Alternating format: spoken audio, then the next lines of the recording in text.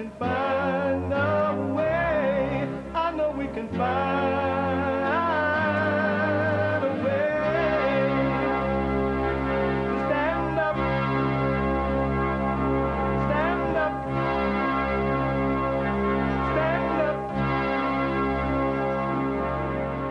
In the rapid world today.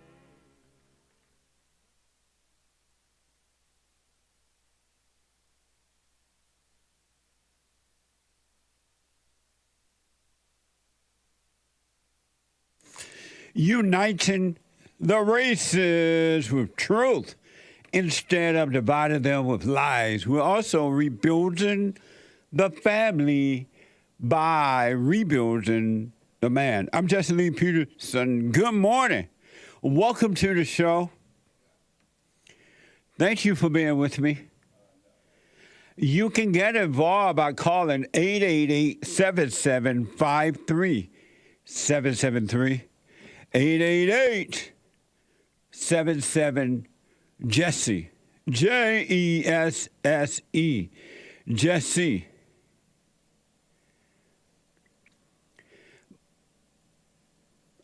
My brand new biblical question for this week, I'll give it to you in a minute. We discussed last week biblical question during the fellowship yesterday, and it was amazing. If you were not there yesterday at the fellowship, or you didn't get a chance to watch it live, you can podcast it. It was amazing. Working on each individual, working on their own lives. It's amazing. Hey, come here for a minute. It's amazing. You can, we have every way that you can watch and support the show listed on jesseleepeterson.com/show. jesseleepeterson.com/show. And if you're out and about, you're busy doing what you're doing, whatever it is you're doing, you can still listen to the show. Let me go and get Hake for a minute. I need it. I don't think they hear me out there right now. Hold on, I'm in it, folks.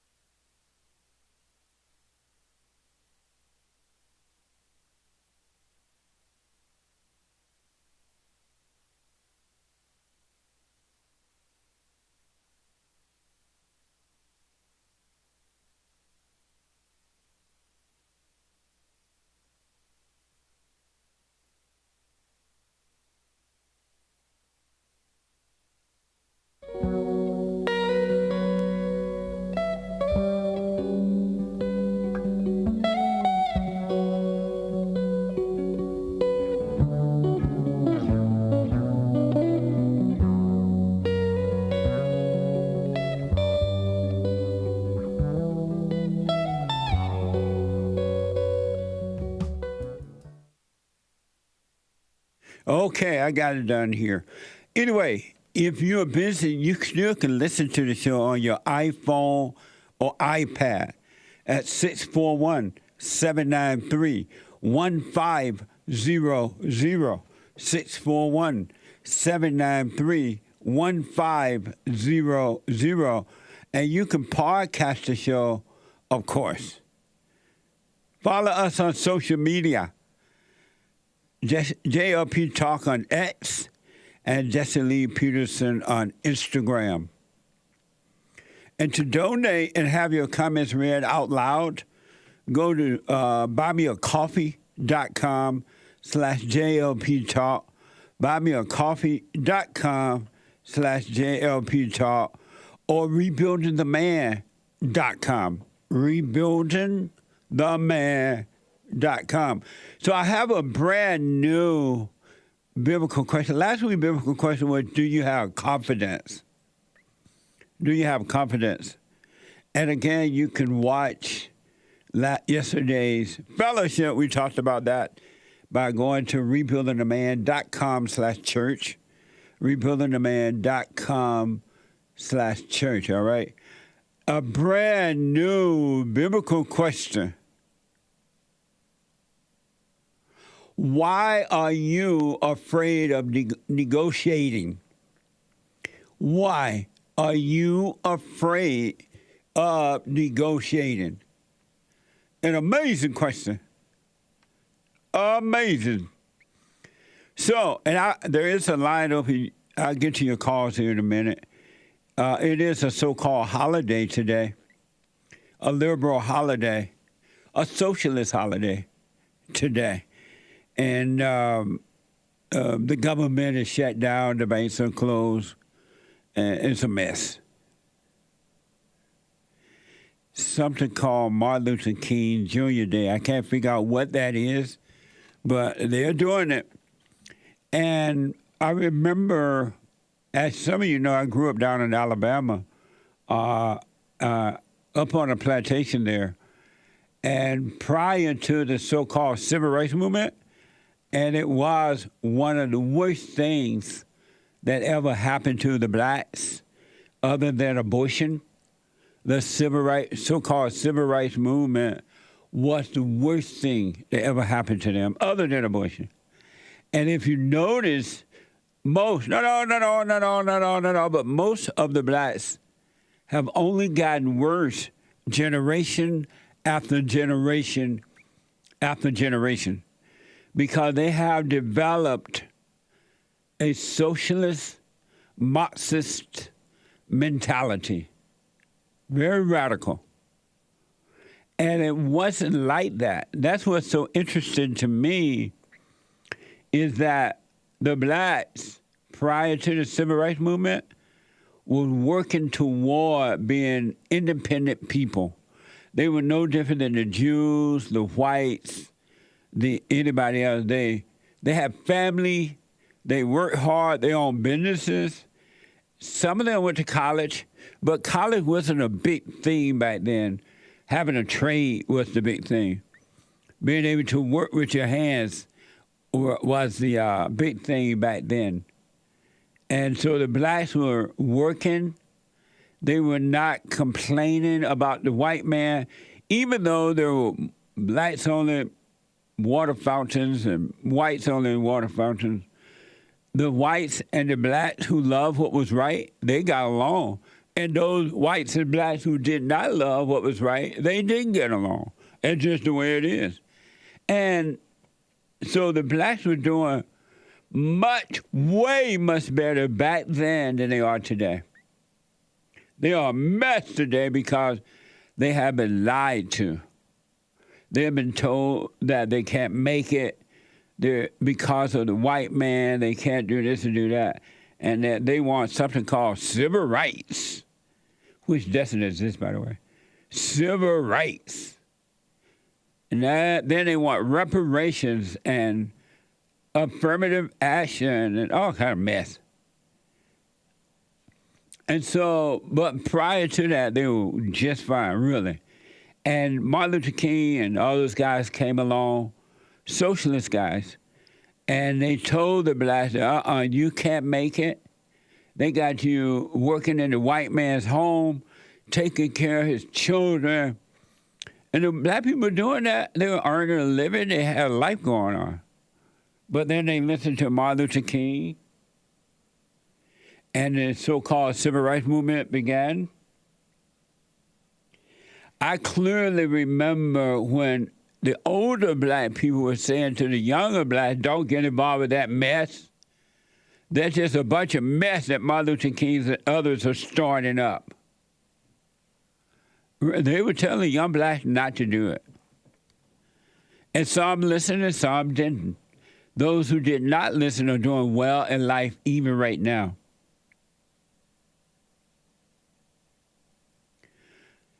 And Martin Luther King ain't not a conservative. Even though he was registered, I don't know if he was registered, but he called himself a Republican back then because most blacks were Republicans. But they had a different thing in their mind. And this is why I really, really want to encourage all blacks, all people, all blacks to start thinking for yourself.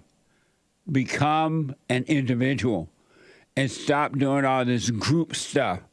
Being into blackness is just a waste of time, a waste of life. Unnecessary suffering. Check out Alcantara Part 2 there if you have any doubt about the so-called civil rights movement. It's a documentary. It's really, really good. Alcantara Part 2. They have 1 and 2. Both are good, but Part 2 of Alcantara brings it home. I have some information on Martin Luther King. When I think of this, it's so unfortunate that almost 70 years have come, and the blacks have just gotten worse. It's just, and the white man has given them everything they've asked for, and they only gotten worse. Family exists no more. The black women think that they are the men of the family. The men are weak. The children are criminals, out of control criminals, and the blacks are complaining. And they're being used by the Democratic Party, and now they're starting to be used by the Republican Party, to be honest. And the Republican representatives bring in the blacks because they want to maintain so-called power themselves. The representatives do. It's not that they care about the blacks. It's just that they want the blacks in their party in order to maintain or try to get control. So I have a little information on Martin Luther King. This is from the Guardians. Martin Luther King was no prophet of unity. Martin Luther King was no prophet of unity. He was a radical. He was a part of a much wider movement standing alongside socialists. He reminded me of that guy, Nelson Mandela. And these people know that it's easy to control the blacks because they don't have family anymore. They don't have fathers to guide them. But according to The Guardian, Martin Luther King was no prophet of unity. He was a radical. He was a part of a much wider movement standing alongside of socialists. This is why the older blacks didn't want the younger blacks to get involved with the so-called civil rights movement mess. And it's just awful. They don't push capitalism now. They don't do anything. Totally have a socialist mind. And if there are a few blacks who break away from that mentality, those socialist mentality blacks, they try to stop the blacks. They don't need their enemy to stop them. Those blacks be trying to stop it. The Guardian is reporting that MLK children, Martin Luther King's children, Martin and Bernice King, have continued their father's legacy, protesting for civil rights. No such thing, by the way. Protesting for civil rights. Martin says he talked about a living wage. He talked about a living wage, referring to his father. He talked about a living wage. He talked about radical redistribution of wealth. MLK's children on their father's life, he was extremely radical. What a mess, huh? He was extremely radical. I want to encourage the blacks to start thinking for, if you do anything on this day, break away from the so-called movement. I encourage you to become an individual. the way it was before this so-called movement happened. Become an individual. Give it a try and see what happens. Get away from your blackness. Get away from your group thinking. You can't even enter into the kingdom of heaven within, above or within, as a group. It's a journey that you must take alone.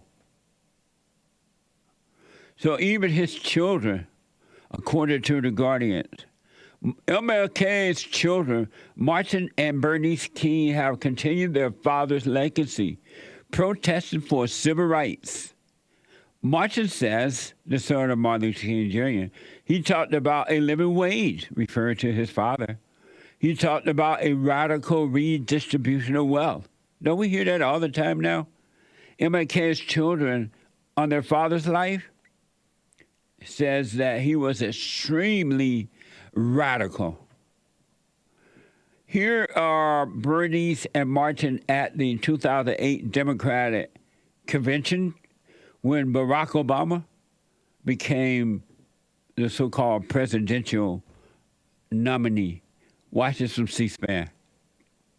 45 years ago today, my father delivered his I Have a Dream speech. Tonight, freedom rings. From the snow-capped Rockies of Colorado, freedom rings. Tonight, we witness in part what has become of his dream, the acceptance by Senator Barack Obama of the presidential Democratic nomination. I cannot help thinking how proud my father would be. Proud of Barack Obama. Proud of the party that nominated him. And proud of the America that will elect him.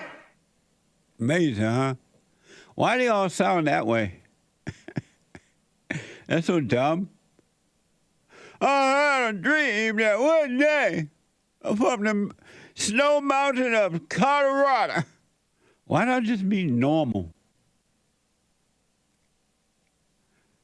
And she called herself a reverend. What a mess. The one thing I can promise you, you're never going to have a real life, not the fake life, but a real life until you're able to become an individual and not identify with anything or anyone, but just be. You're never going to have a life. And these people like Bernice King and Martin King and all the Father Messiah, Barack Obama, Big Mama Michelle, they're just using you for personal gain. I would never forget that woman on the Republican side, Mays. What's her first name? Nancy Mays. She was, they were trying to yell at Joe Biden's boy, and Joe Biden's boy wouldn't pay them any attention. And she said, you don't come up, I'm paraphrasing, but don't you, something you think you deserve white privilege or something? And then he still didn't listen to her? Oh, women don't have a right to talk, something like that. It's the same mentality. It's a selfish, evil mentality.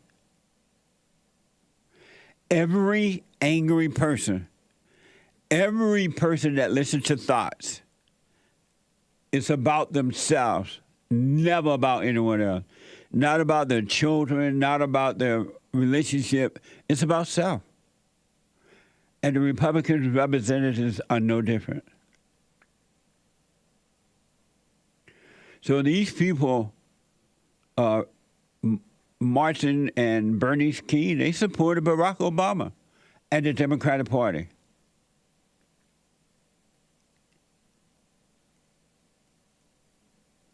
You got to start thinking for yourself. Listen to the blacks. You got to look at what's really going on in your life with you. And you will see that your problems began in the homes, It didn't start with white America. It didn't start with slavery. It did not start with Jim Crow. Those things have nothing to do. Iota of what's wrong with your life. Zero. And the blacks used to know that. But this last 70 years, the generation have forgotten.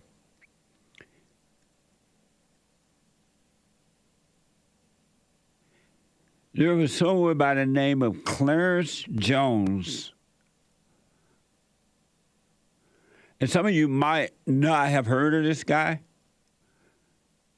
But according to WHYY.com, Clarence Jones assisted King by drafting his I Have a Dream speech, a resounding cry for racial equality.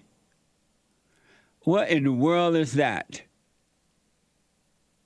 Racial equality. So Clarence Jones, according to WHYY.com, assisted Clarence Jones assisted King by drafting his I Have a Dream speech, a resounding cry for radical equality. According to Stanford.edu, in 1962, Martin Luther King wrote a letter stating, "Ever since I have known Mr. Jones, I have always seen him as a man of sound judgment, deep insight, a man of great integrity." Isn't that amazing? Another socialist, according to these reports, Stanford.edu. Jones was drafted into the Army in 1953, but was given an undesirable discharge as a security risk. The very same guy they said helped write this I Have a Dream speech, right? According to Stanford.edu, Jones was drafted into the Army in 1953, but was given an undesirable discharge as a security risk for refusing to sign the Armed Forces Loyalty Certificate, stated that he was not a member of the Communist Party. He refused to sign it, saying that he wasn't a member of the Communist Party. FBI reports identified Jones as a member and leader of the Labor Youth League, described as a Communist Party front organization. I remember hearing about the communist movement being a part of the so-called civil rights movement, but I was young, didn't pay a lot of attention. Didn't pay a lot of attention at all. But blacks, you're not going to ever find perfect peace with a socialist communist mind. And this is exactly the way your so-called leaders want you. Al Sharpton and all the people, they want you with a socialist communist mindset. Because they need to use you to gain money and so-called power. But it's up to you. You could be free or you could stay enslaved. Really.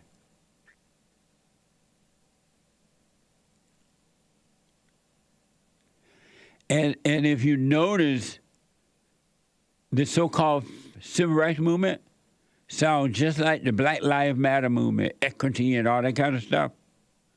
I want to play you a soundbite, and I want you to watch how this sounds exactly like Black Lives Matter. Watch this from 60 Minutes. And I contend that the cry of black power is at bottom a reaction to the reluctance of white power to make the kind of changes necessary to make justice a reality for the Negro. I think we've got to see that a riot is the language of the unheard. And what is it that America has failed to hear? it has failed to hear that the economic plight of the Negro poor has worsened over the last few years. Amazing, huh? A ride is a voice from the Unheard or something like that. Didn't it sound like Black Lives Matter? And Martin Luther King blaming the whites.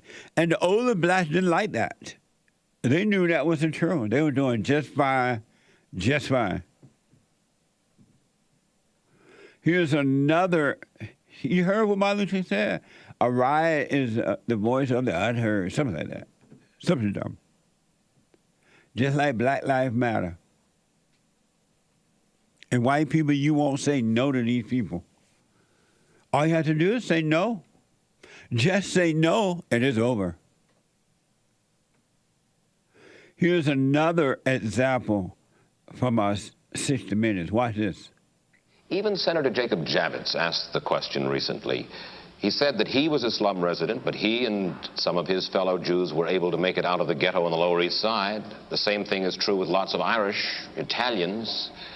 And he asked the question why the Negro finds it so difficult to make his way up out of the ghetto. Well, number one, no other racial group has been a slave on American soil. It's nice to say other people were down and they got up. They were not slaves on American soil. And because of the prejudices existing in this country, his color has been against him, and they've used this to keep him from moving up. What a liar. Well, then why were the blacks in the South moving up? If what you're saying, Martin Luther King, why were the blacks moving up before you got involved and screwed up everything?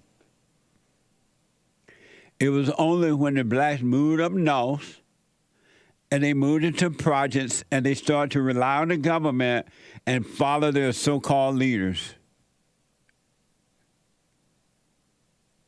that they stopped, quote unquote, moving up.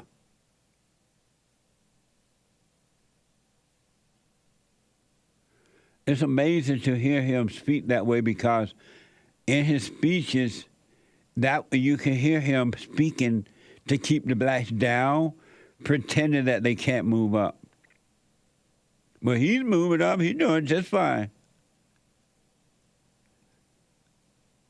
And no such thing as the white man have the power to keep you down, or the black man have the power to keep anyone down. That's a lie, too. What does that even mean? Keep you down from what?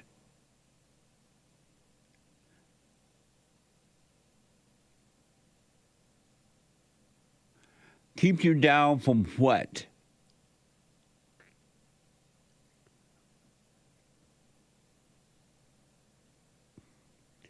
It's unfortunate, but we have good and evil in the world.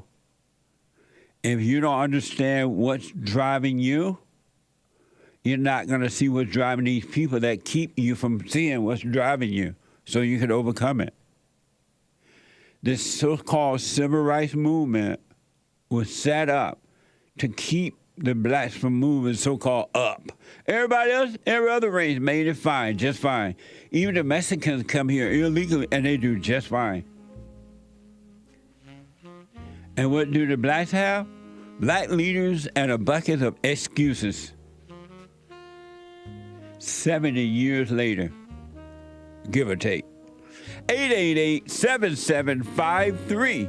773-888-77-JESSE. A quick break.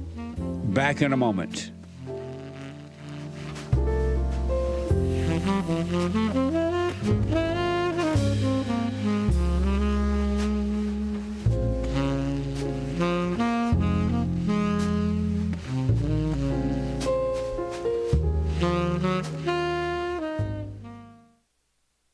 You can't run from evil within yourself or outside of self. You got to deal with it. And you need good in order to deal with evil. And God is good. You need to return to the Father. And you'll see within you, he will fight the battle for you. And he will fight it without, because he will show you how to deal with it. and you will have no fear. Love God with all your heart, all your soul, all your might, along with nothing else. Nothing else means yourself, your children, your wife, your things, your ego, your reputation, and all that. You can't care about any of that. The children of anger will use it to control you. But if you love God, he will renew your mind, and none of those things will be before him. And so when they go after you, oh, well, you may take my body, you may take my things, but you're not going to take my soul. And that's a true reality.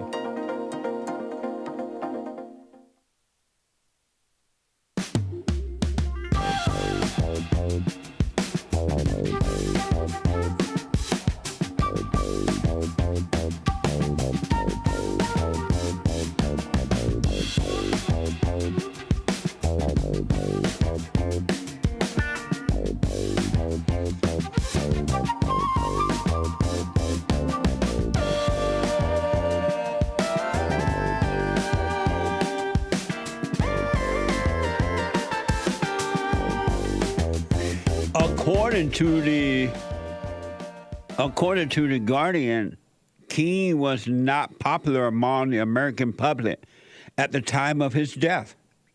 He wasn't even popular. They understood he was too radical. And it continues. And it's bad now. Thank you, King. You really did a good job of screwing up the blacks. They were going to the suburbs and robbing and carjacking and killing one another. Excuse me, more blacks kill one another than whites could ever do. So according to the Guardian, King was not popular among the American public at the time of his death. And in that clip, you heard him say, he sounded just like the Black Lives Matter folks. In that clip, he said, a riot is a language of the unheard. Another way of saying, it's not their fault, it's the white man's fault. Black people, y'all need to know white people are not superior. They're not white supremacy. They work hard. They have fear too. They have to watch over. They try to watch over their families. Their husbands have to deal with their out of control wives. They have the same issues. And you think that they're superior to you. If they were superior to you, they would not let you destroy America in the way that they're doing it. They're just letting the blacks destroy this country.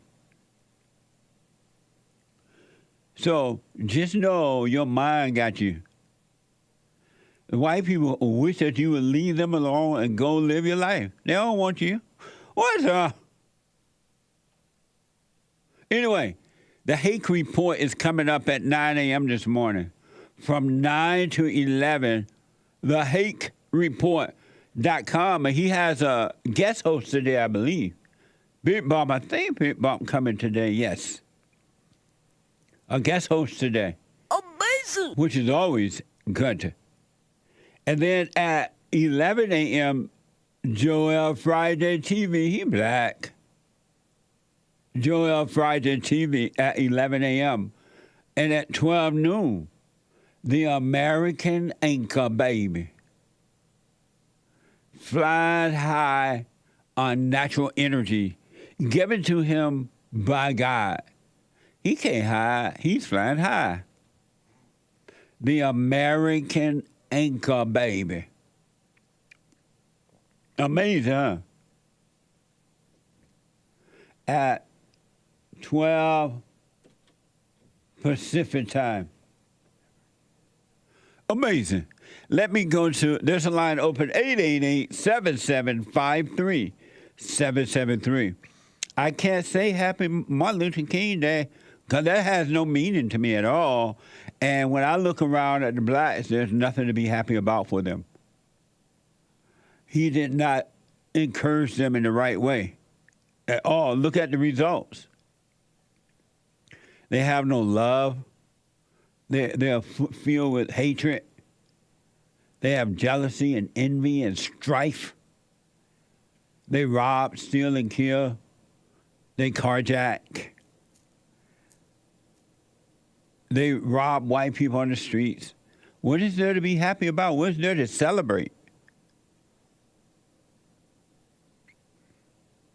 And I don't even know why Martin Luther King got a so-called day anyway. Was he a president at any point? I didn't think so. Don't you remember America when America was amazing? When we were one nation under God. Remember when English was the official language of America? Remember when people were not calling themselves Afro-America, Asian America, Chinese America? Remember when that did not exist? And as a result, the country was running smoothly? Y'all remember those good old days? For those who don't remember that, because the millennium, you don't even know it was like that. It was. Remember the good old days when blacks and whites worked together?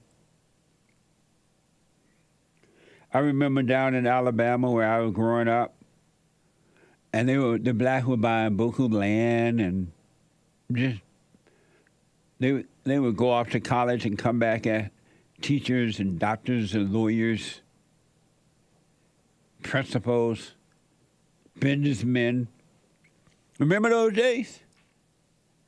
To the millennial, it really used to be that way. And the older blacks know it because they're still living that legacy. They have not fallen into the trap that the white supremacy is trying to stop them. That's a lie out of the pit of hell. Remember the good old days? Grandpa, tell me about the good old days. I was reflecting this morning. I'm thinking, wow, my country never going to get back to those days.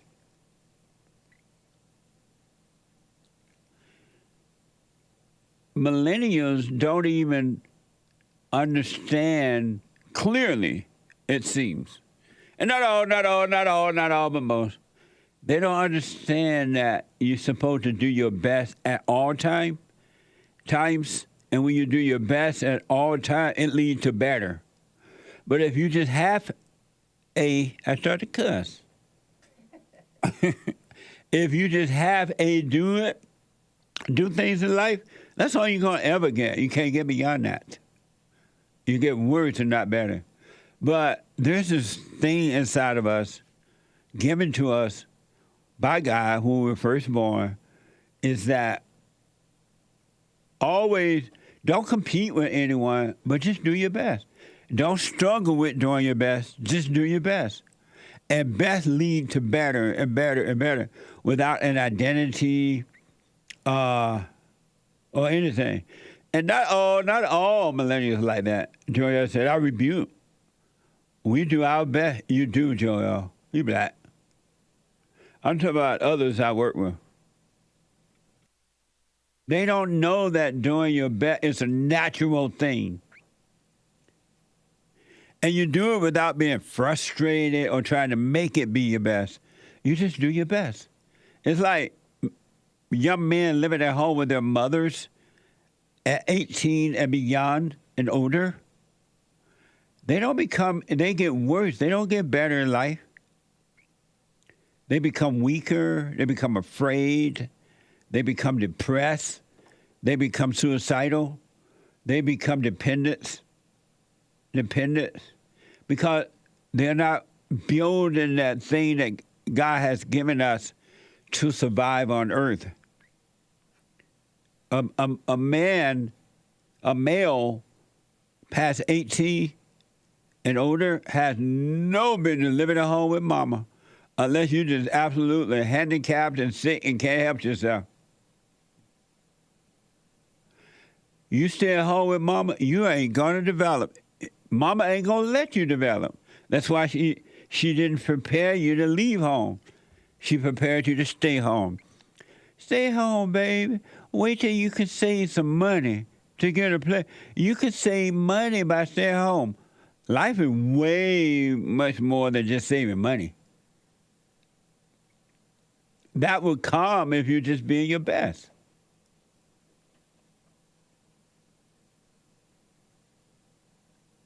Anyway, all that is gone. It used to be a theme in America. Capitalism is the way to go, not socialism. Look what has happened to the blacks as a result of becoming socialist. You have grown black males saying that grown white males are superior to them. They said the grown black males blame the white man and say, he hold me back. He discriminate against me. I'm like, what the? That wasn't like that in the good old days when boys were boys and men were men. Josh, there's a line open, 888-7753-773. Josh out of Georgia. Josh, you're on the air. Hey, thanks for having me on. You're Great welcome, monologue, man. Absolutely. Yes, sir. All right. I was calling for the biblical question. Why are you afraid of negotiating? I really like this question. The thing is, I'm not. Short answer is I'm not afraid of negotiating. It's the thoughts, the demon in me puts thoughts in my head that make me scared to negotiate because it can reveal that the selfishness in me, that to make me think that it's me being selfish. Because the best way to negotiate is to not want anything, not expect anything, not be trying to get over on anybody. But the thoughts can trick you and trick me. I see that I have something in me that makes me greedy and selfish, and that's how you lose at negotiating. So it's kind of scary. It seems the thoughts make it seem scary because it will like expose me. It would expose the greed in me. If that makes sense. Can you give me an example of what you mean by that? Yeah, it's like let's see here. I was thinking of I use it's like okay. The best way, like I used to sell cars, so the best, when I was selling cars, I could tell the people that you could sell them higher, or there's some people that try to negotiate you down, depending on how desperate and needy they are. So the more desperate and needy you are, the less good you'll be at negotiating. So as a salesman, you're saying that the more greedy you are in trying to get more than the car worth is what the problem is? Yeah, the more, like, as a salesperson, as a car salesperson, it depends on how bad you need to sell at that particular time of the month, how much money you need. But as the customer coming in, it depends on how bad he needs a car. So when you meet with the person, when you negotiate, you're trying to figure out how much can I get from this person, and how much do I have to give for them to get what I want? So the whole secret is like the whole secret of kind of like the theme for this year is to want for nothing. That is the whole secret to truly not expect anything or want to get anything. That's the whole secret. But a lot of people can pretend, that they don't want, but they're bluffing, So the salesman he is afraid. He's trying to figure out how much he can get from selling the car, and then the person that's buying the car trying to see how cheap they can get it for. Right. And so then the salesman is afraid that he's not going to make the deal? Yeah, that the customer may go somewhere else to their competitor, or that, or they might not get the deal, or they may, or some customers, they know the bottom line price, because they know the market. And so I'd pay this much for it, and they know you bluff, and they called you bluff, and that's what the devil does to us. He put these thoughts in our head, makes us think we are, we need something, or we want something, and that's the whole. That is like the deepest principle that I want to live my life by is not wanting anything or not expecting anything. And it can be done too. Yeah. What was your impression of Martin Luther King? Man, I am from Atlanta. I pledged the same fraternity as him. He was my hero all my life growing up. And just when Uncle Tom came out, it's when I started seeing it clearly that, he using the same words that Black Lives Matter uses, like economic redistribution of wealth. That's when I finally realized it. But I guess he got us all brainwashed. Black people don't know that we're just purely brainwashed out here. And why was he what made him your hero? You say hero, right? Yeah. Well, I mean, it's basically my parents. My parents is about your age, and they went to college. So I think that's what. Yeah, that's what they went to, historically black college, and it's just the black culture pushes that on. It becomes like a groupthink thing. Yeah, where you hold Muhammad Ali in high regard, we hold Martin Luther King in high regards, and don't dare say anything bad about Martin Luther King. What a mess. Yeah. And so when you saw Uncle Tom too, it explained what the civil rights movement was really all about. Were you surprised? Yeah, I was skeptical. I didn't. I was like, because I had before I saw Uncle Tom too, I was suspecting that Jesse Jackson and Al Sharpton had set him up to get assassinated, and they were the bad ones, and they took over his movement. But then that the Uncle Tom film really did a good job in showing evidence that he was with that movement. Did they ever find out who killed Martin Luther King? Because I don't know. I never expected Al Sharpton or Jesse Jackson to kill him.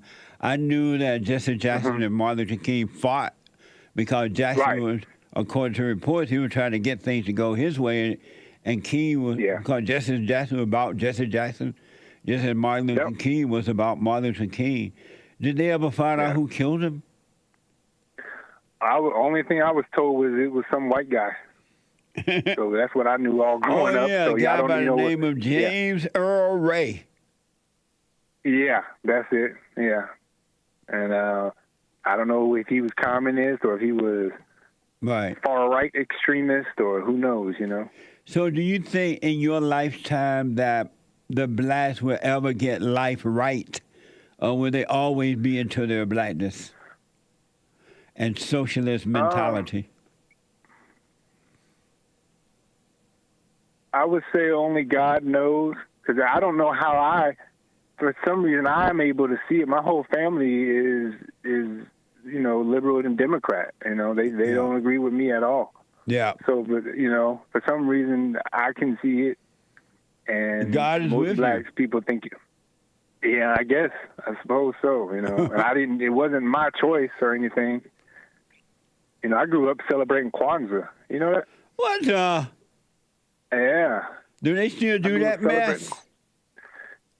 They still do. It's like a weird fake holiday amongst the black intellectuals, you know. But I think more blue collar black people, working black people, they know it's corny. But more the college educated black people are into that, you know. I don't remember hearing anything about it in a long time. I thought it had disappeared.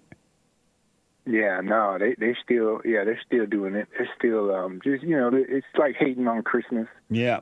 And hating on the white man's religion. Yeah. That's all it is. What a mess. Yeah. Josh, I appreciate your call, man, and I'll respond to the biblical question on Sunday. If the Lord is willing and the creek don't rise. All right. Sounds good. Thank you, man. All right, buddy. Amazing. Super chat. Super. Amazing Asia bought a coffee, or Asia anyway, bought a coffee. Hi, Mr. Peterson and crew. I'm a 30-year-old black female who is working on a business idea. She black. I'd like to sell items like coffee mugs with custom designs I created. Wanted to see what people thought about the design, how much they're willing to pay. I sent the coffee mug design to my father. He gave me the advice of having my mother help me with sales. I told him I didn't want to include her. He asked me if my reason I don't blame you. had to do with her asking for money. I responded saying, no, I'm an adult, and I don't need my mother in my business. I then proceeded to end the conversation. Told him I just wanted his thoughts about the design and how much he would pay. He said, I love you, and I replied saying, I love you, too. When looking back, having to end the conversation once my father included my mother seems natural. I didn't hear any voices telling me what to say or what to do, and I harbored no resentment after. I would like to know if I handled this situation appropriately. Do you help families with starting a business? I mean, emoji. You help families? Yeah. What does that mean? Females, I mean. Do you help females with starting a business? Well, the Entrepreneur Academy is just for men only, because I truly believe, I know, not that I just believe, but I know that men should build. They should be buying land. They should, let's say that they don't start a business, but they have a job. They should save and buy property and just move up the ladder so that they can lead the way. Women need men to lead the way. So the Entrepreneur Academy is just for men. Because ladies get all kinds of help. Anyway, help for ladies come from everywhere. And the country is set up now to try to stop men. And the ladies need men to be able to take care of them if they should get married. According to the Wall Street Journal, we become a nation of takers, not makers. So I wish you well. I'm glad that you're dealing with your mother without anger. Without anger. And you're fine, all right? I wish you well with the business as well. Thank you. Thank you, Asia, for that coffee. That was not very pithy, though. Just FYI. Let me take a quick break. We got 2 more hours to go. When I come back, James, we'll finish those. Okay. And your phone calls. 2 more hours to go. Hake is coming to the hate news, not the fake news. And I'll be back in a moment.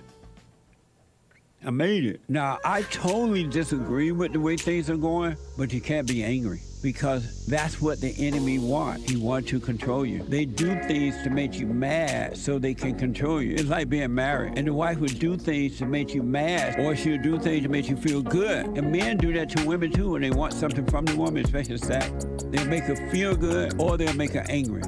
And the woman's gonna have to say, you don't want to be angry. You want to speak up. You want to disagree with what's going on. It's wrong, but do not be angry. Then you won't have fear. You won't have doubt. You won't have worries. You'll be able to see, but you got to stay away from anger. That's why you must forgive your mothers and your fathers so that you can overcome the spirit of anger. It's a spirit and it's wicked. Nothing good in anger because it has no love, folks. You need love to defeat evil. And love is not a weakness. It's a strength. It's from God. It's His nature.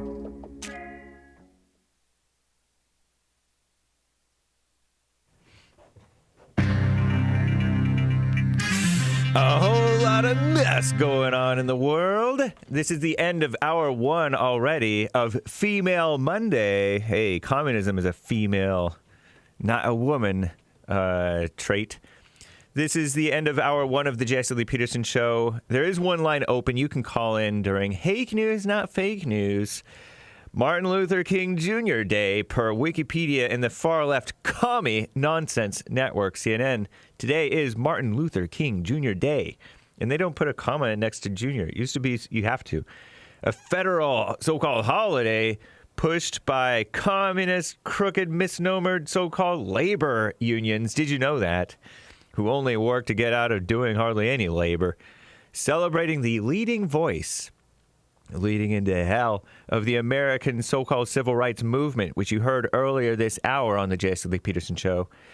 Pushed by John Conyers, Representative John Conyers, the late one. A demon rat from Michigan. I call them demon rats. Ronald Reagan signed the so-called holiday into law in 1983, reluctantly. Officially observed in all 50 states for the first time in the year 2000. Shaking my head. Stevie Wonder released that single, Happy Birthday to Ya. That was to MLK, I guess, in 1980, supposedly. Pushing MLK Day for the late SJW's birthday. Only two other figures have national holidays in the United States. Honoring them, George Washington, the late, great George Washington, I think he was great, and Christopher Columbus, also great. True heroes, truly great men, without whom there would be no America, I think. At least not as we know it, but I don't know. While major U.S. retailers and grocers will remain open, many government agencies, post offices, banks, and corporate offices will be closed today. And Iowa caucuses, whatever those are, Iowa Republicans will cast the first major ballots of 2024 later today as voters begin to weigh in on which candidate should take on crooked Joe Biden in November, according to commie nonsense network CNN. Iowa is expected to have its coldest caucuses ever. GOP candidates worry that sub-zero temperatures could scramble voter turnout. The Arctic cold largely froze the field in the race's final days, with former President, our greatest, Donald J. Trump, former South Carolina Governor Nikki Haley, perhaps the worst governor of South Carolina ever, Florida Governor Ron DeSantis, perhaps the best governor Florida has ever had, at least in my recent time. Remember Jeb Bush? He was the governor. And others shortening their lists for the scheduled events. According to the latest nationwide polling, Trump holds a wide lead over the GOP field with 48% of support, well ahead of Nikki Haley's 20%. And DeSantis is 16%. Come on, DeSantis, you can beat that woman. Winter storm, a brutal winter storm is sweeping across the United States. Around 79% of the country expecting below freezing temperatures early this week. Wow. Even in places in Texas are cold, I heard. Over 140 daily cold records could be broken today and Tuesday from Oregon to Mississippi. Temperatures in Memphis, Dallas, Texas, Nashville, Tennessee, Memphis, Tennessee, could stay below freezing for at least 72 consecutive hours. The storms are blowing through. It's caused dangerous road conditions. Airports, I'm popping. Experiencing thousands of delays at the airports, cancellations.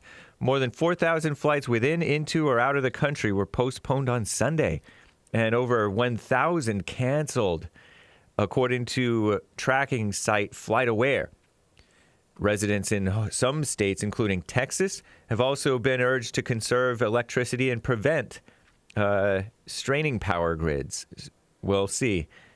Israel-Hamas war drama. Israel marked a grim milestone of 100 days since Hamas launched its assault October 7th. Gun males killing around 1,200 people, taking 200 other hostages. So they're still at it. I'm James Hake. Now back to JLP. Female Monday, Hour 2.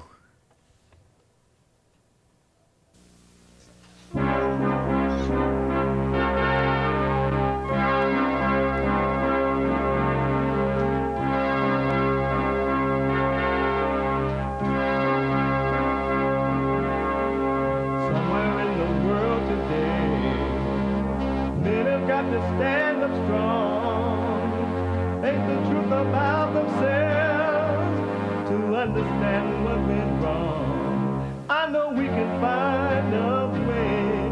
I know we can find a way. I know we can find a way to stand up, stand up, stand up.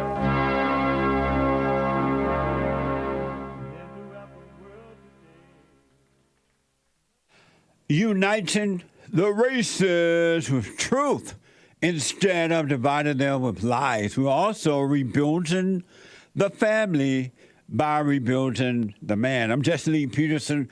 Welcome to the second hour of the show today. You can get involved by calling 888-7753-773. 888-77-JESSE. My brand new biblical question for this week. It's a doozy. Why are you afraid of negotiating? Why are you afraid of negotiating?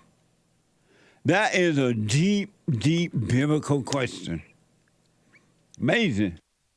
We have every way to watch and support the show listed on jesseleepeterson.com/show. jesseleepeterson.com/show. And if you're out and about anywhere in the whole wide world and you just don't have time to sit and watch the show, you could be listening on your iPhone or iPad by calling the listen line on TalkStream Live at 641-793-1500. That's 641-793-1500, and you can podcast the show later. Follow us on social media, on cozy.tv, where Christ is King. Cozy.tv/JLP. Cozy. Isn't that amazing? Christ is King. Christ is King. And Rumble. You got to know how to rumble.com/Jesse Lee Peterson. Like, follow, ring the bell, and all that. And don't forget to donate and have your comments read out loud. Go to Bond JLP Cash App, Bond JLP Cash App, or buymeacoffee.com/JLP Talk, or rebuildingtheman.com. Rebuildingtheman.com. I forgot to mention in the first hour, my bad, that Monday now, every Monday, even though we take all calls, but female calls are first on Mondays, it is Female Monday. Amazing.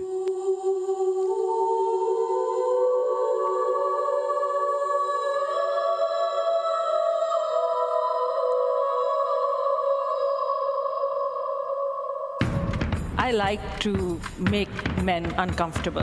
All my life I had to fight. Let women take over. Some of us believe that women are getting paid less than men. I proudly say I'm a feminist. Thank you. Deep in their soul, they want to be home with those babies. We've been lied to for so long. Yep. Women want, they hunger, they thirst for a man to lead them back to the natural state of being, the love of a father. It's Female Monday, 888-7753-773. Let me make a note.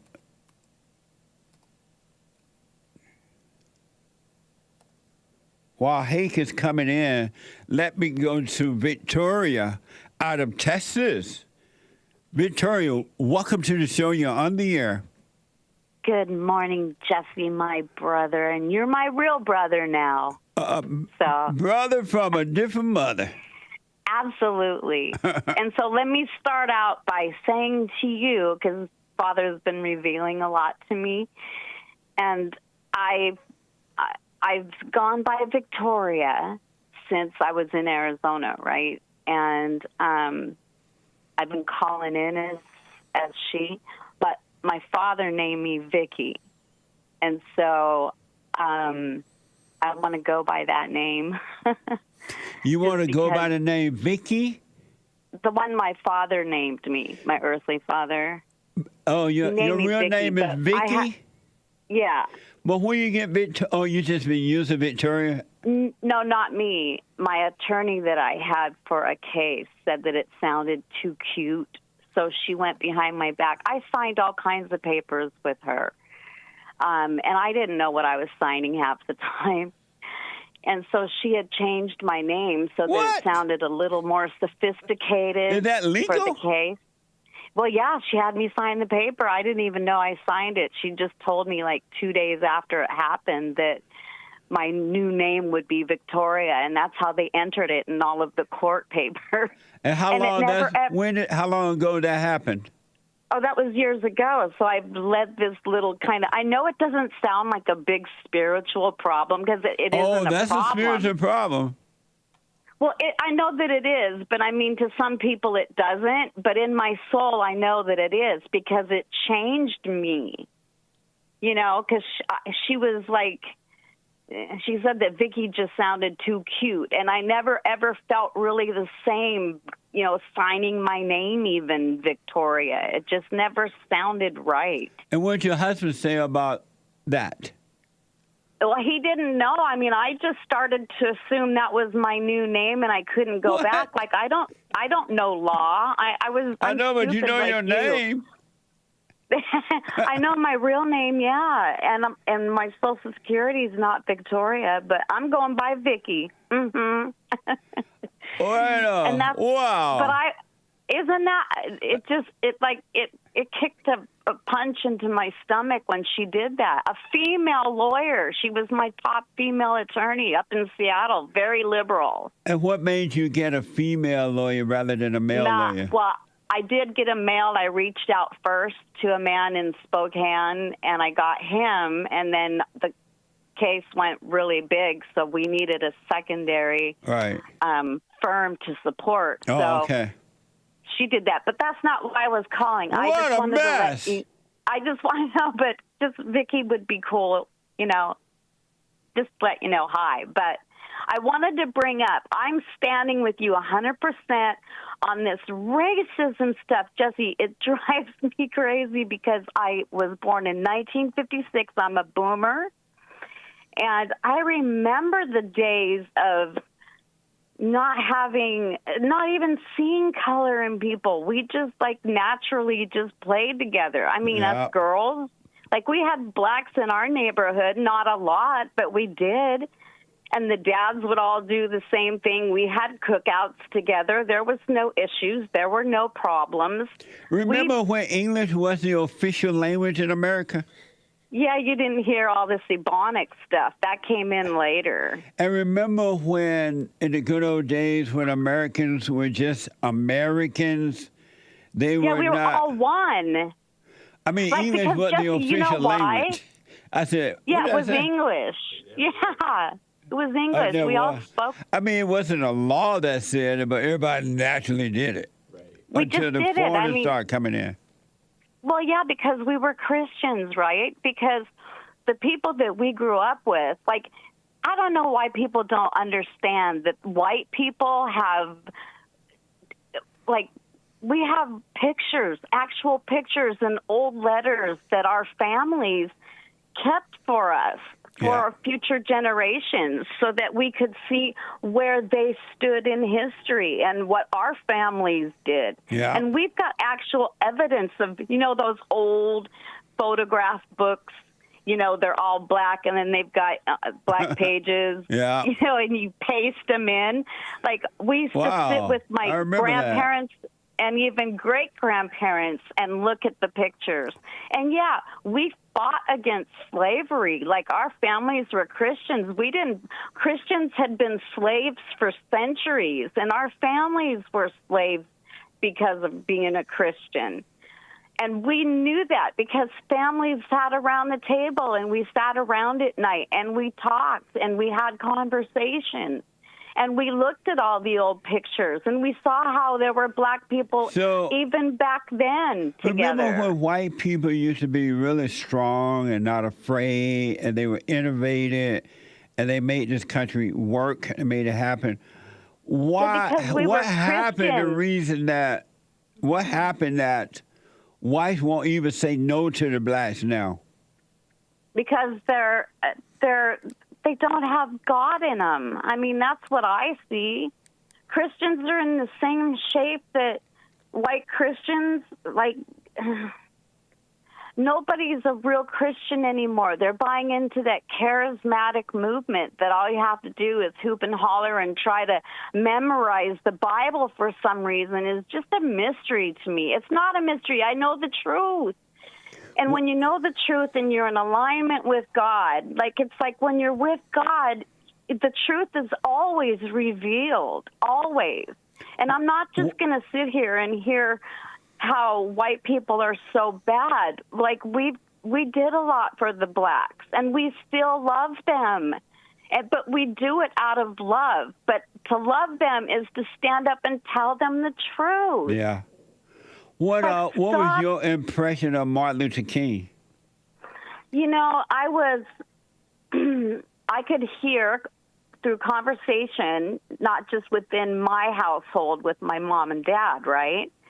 But we watched the whole 60s. It came in like communism. That's what blacks and white men together, like at the card table. We'd have Friday night card table. And yes, we had black friends that came and played cards with my parents and enjoyed a beer on Friday night and talked, you know. Like, I don't understand this whole And what was your impression of Martin Luther King? Well, from what I get as a kid and hearing through the parents and their discussion,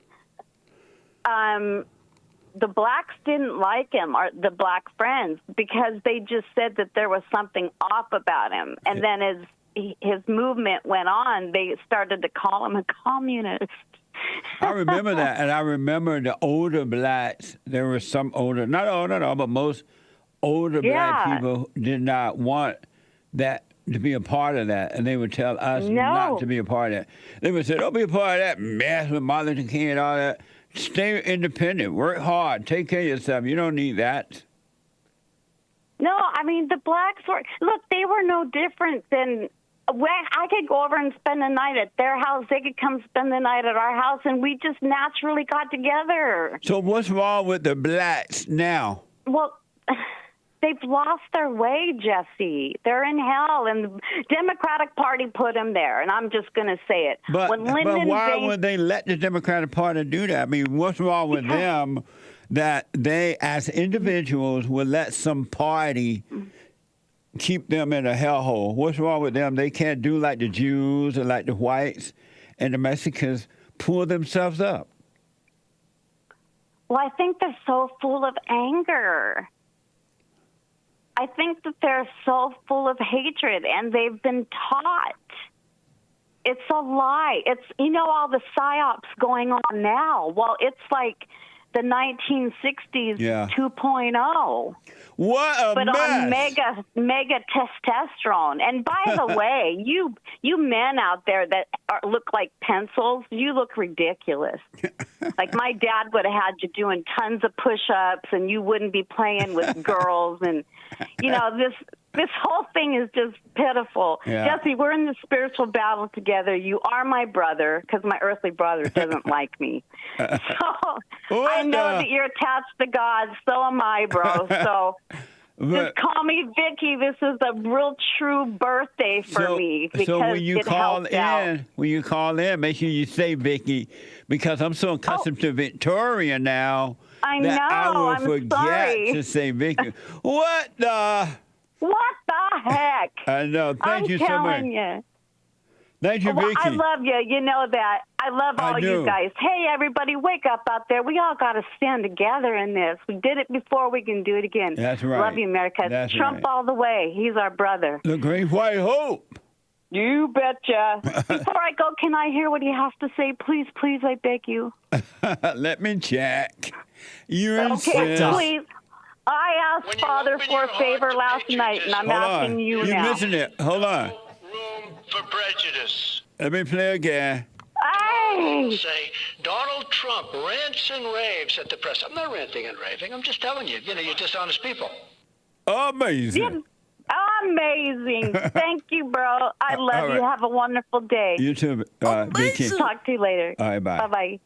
Amazing. 888-775-3773. Eric, a first-time call out of Missouri. Eric, welcome to the show. You're on the air.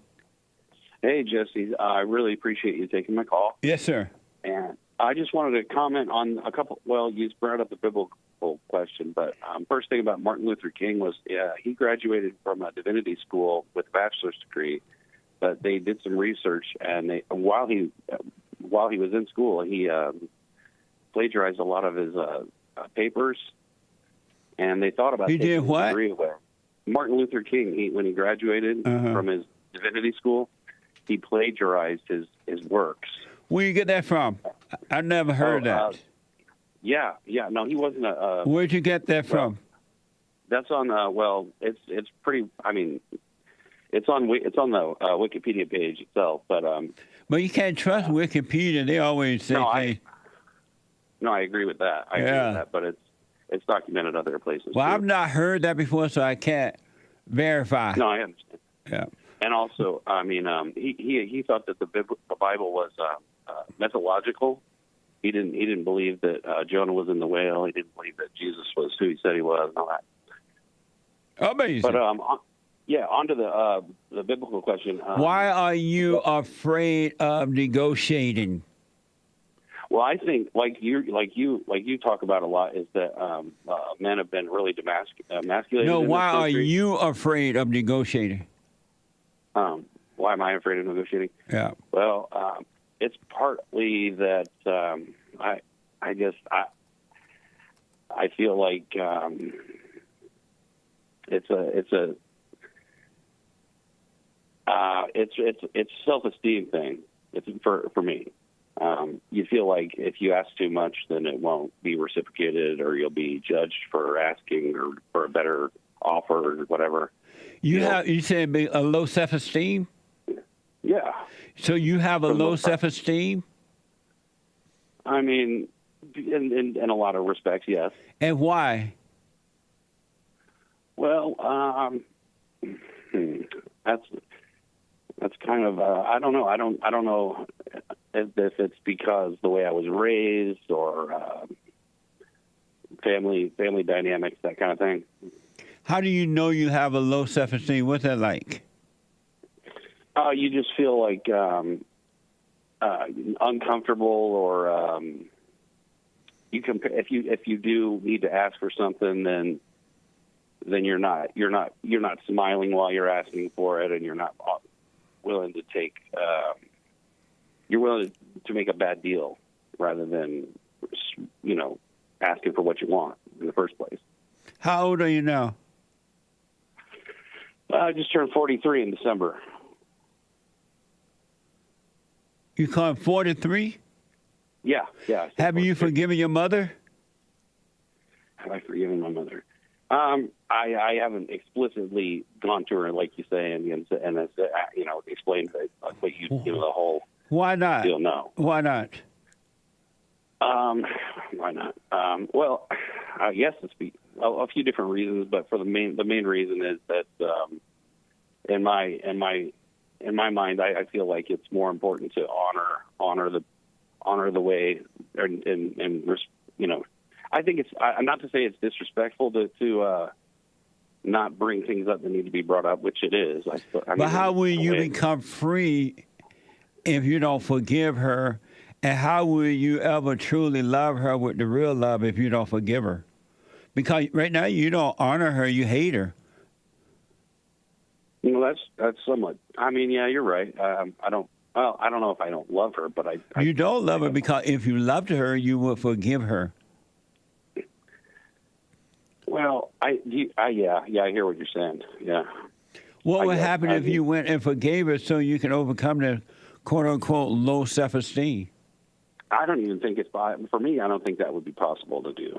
What? You don't think what would be possible?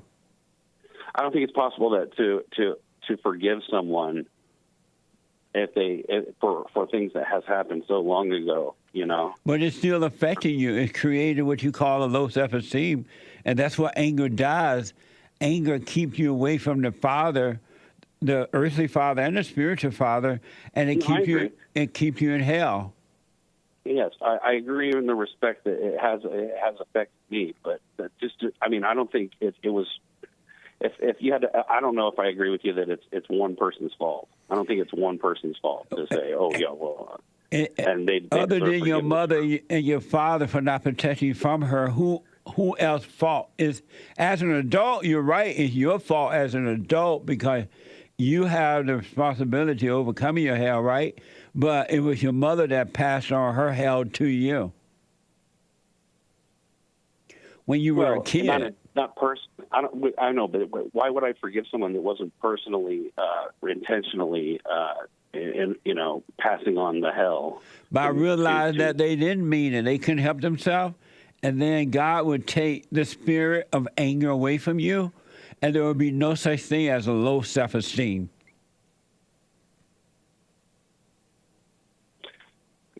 And that's the reason to forgive, because you realize people cannot help themselves. It's not them. Just like it's not you. That's a great sentiment. I mean, to have. I don't know. Maybe I'm privileged. I mean, as far as you know. But you're suffering. You're not privileged. You're suffering. Yeah, I mean, but everybody has suffering. So, everybody. You're right, because they're born through the woman.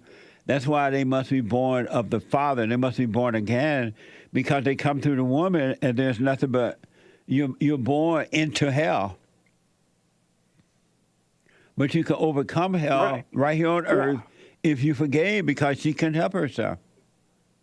Well, let me ask you this: what if a person decided that they had children to forgive themselves, and then would that help the situation? I mean, the question about the negotiation, and I said it was low self-esteem for myself. What if a person forgave the whole past of everything and said, okay, well, I'm no longer going to carry on with the way I have things have been. So you're not going to be able to help it until you forgive your mother, so you can overcome her nature.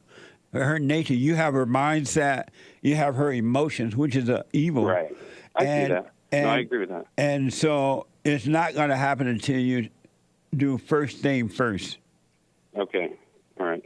I appreciate the advice, Jesse. Thank you. All right. Thank you for responding to the biblical question. By the way, an academic inquiry in October 1991 concluded that portions of his doctoral dissertation had been plagiarized and he had acted improperly.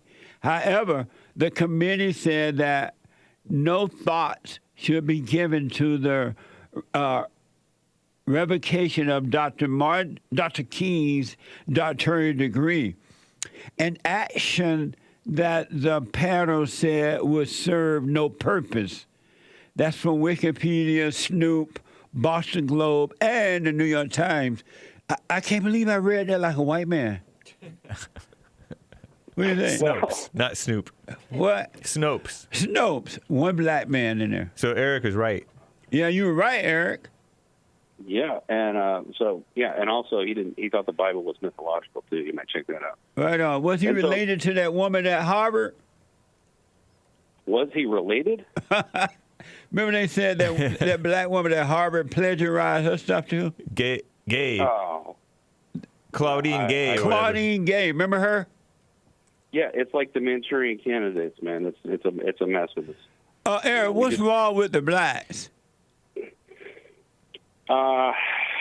It's just like everything, like the last caller said. Like it's a mess. It's a mess, Jesse. We're all in the same boat.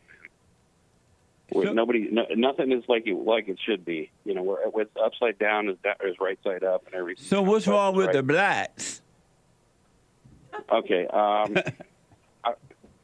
I would say, Yeah, I'd have to agree with the last caller. It's probably anger. It is anger, 100%. Wow. They hate their mother just in the same way you hate your mother. Yeah. I don't know. I wouldn't say I hate her. If you have anger toward her, you hate her. Anger is hatred. They changed the word from hatred to anger. And they used to call it resentment, right? But they changed the word to try to make it sound better. Well, anger is hatred. And hatred is playing God. Yeah. I mean, but... All right, Jesse. But all right, buddy. Good luck to you. Thank you, sir. Bye now. Good talking to you. Let me go to Oksana. Oh, Oksana. A first-time call out of Texas. Oksana, welcome to the show. You're on the air. Hi, Jesse Lee Peterson. Thank you for having me. Can you hear me okay? Loud and clear, Oksana. Oksana. Okay. Yes. Go ahead. I can hear you. All right. So I think this is good timing. You were talking about forgiveness. Yes. My man and I, we both love your show, and he says that I need to forgive my parents. And on one hand, I feel that my mother, I almost don't need to forgive her. There's nothing to forgive. Whereas on my father's side, it's difficult to forgive him because he's in such a state of unprincipled kind of degradation. And so you have a right to judge him for that? No, I don't. But if you have a right to not forgive him because that's him and not you. What gives you the right to hold that against him? Oh, I suppose I don't have that right. That's a very good point. No, that was a question. What gives me the right? Yeah. Who are you that you should judge your father like that? Well, I'm his daughter, but besides that, there's nothing else to add. But what gives you the right to judge your father because he's having a tough time in his life? Nobody gives me that right. I suppose it's my free will. You don't have a free will. Oh, well, under God, God gives me free will. Doesn't mean that God gives no one a free will. Oh. Okay. Well, then how would you respond if you were in my position? I would forgive. Also, with your mother, why don't you forgive your mother? Because I feel that, well, I mean, perhaps we have a different idea about forgiveness. Maybe you could articulate your forgiveness to me a little bit better. But I feel like she just doesn't need to be forgiven. If anything, she should forgive me. But and why don't you need to forgive your mother? Because for me, there's nothing to forgive. She was perfect? No, she's not. Then why don't you forgive her for her imperfection? You're saying I need to forgive her for her imperfection? Yeah, why don't you forgive her for that? Well, I suppose I could, but if I were to say I forgive you, she would ask me why. And you tell her why. She irritated you. She imposed her will on you. She tried to live through you. She would not let you be an adult. Huh. I mean, why did she not let me be an adult? Because she's evil. Oh, but like to the same degree as my father? No, yeah, to the same degree, because the spirit of your father is the spirit of his mother, and he ended up marrying your mother, which was just like his mother, so he couldn't handle her, and your mother turned you away from your father. That's why you hate your father, because you hate your father with your mother's hatred. Can I say, or I guess I'm asking, why is it that my mother turned me away from my father and not my father turned me away from my father? Because your mother did it to her, her mother did it to her. Women hate men, and especially weak men. Can you hold for me? Let me take a quick break. Can you hold? Yes, I can. Okay, hold on. Let me take a quick break. 888-7753. 773. Back in a moment.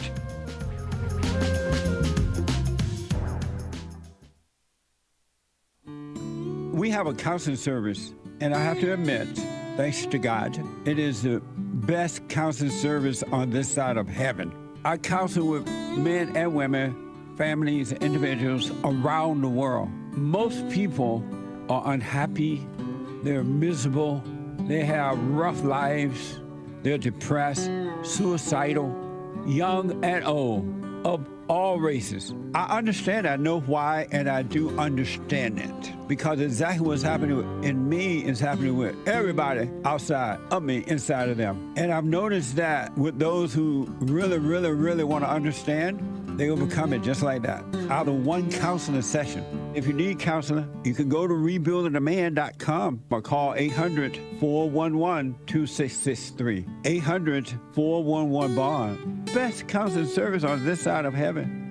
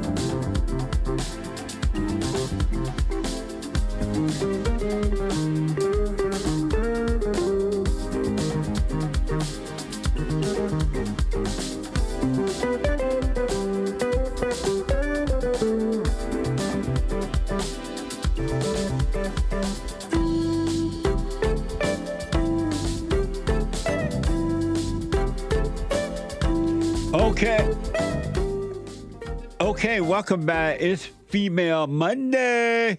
Every Monday is Female Monday. And if you need counseling, we have the best counseling service on this side of heaven by phone, Skype, or walk-in. Go to rebuildingtheman.com, rebuildingtheman.com, or call 800-411-BOND. 800-411-BOND to make an appointment. And be patient because we're like really bad booked up. But we'll get you in as soon as possible.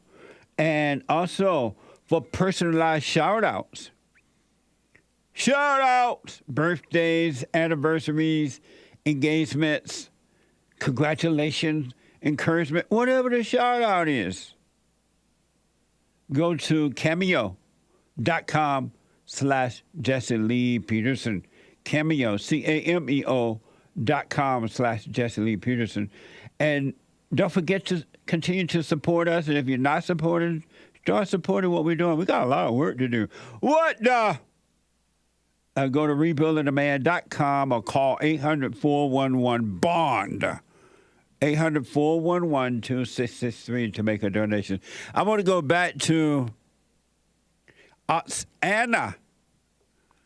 Anna. Yes, I'm here. Do you see why now you need to forgive your mother for those little irritating things she did to you? Were the irritating things just that she was imperfect, or that you're saying she didn't allow me to be my own person? She's still trying to control you now. She's still in your life, and you don't need her in your life now. Well, I need her in my life in so much as I also need my father in my life, but... You don't need your father in your life. Don't you have a husband? I think almost, but no, not quite yet. Oh, I thought you said you and your husband listen to the show. No, I call him. He's my man. He's my boyfriend. He's your man. He said I need Jesse Lee Peterson counseling. Right on. So let me ask. You said your mother need to forgive you. What does she need to forgive you for? Oh, there were points in my life where I was mad at her for no good reason. I was kind of an angsty young person, and just things like that, things that she gave me life. And so she did not give you life. God gives life. Mothers don't give life. Well, I suppose she was the vessel for God to give me. She was just the life. oven That's right. she was just the oven that he put the bread in to let it bake. Yeah, that's true. I don't deny that.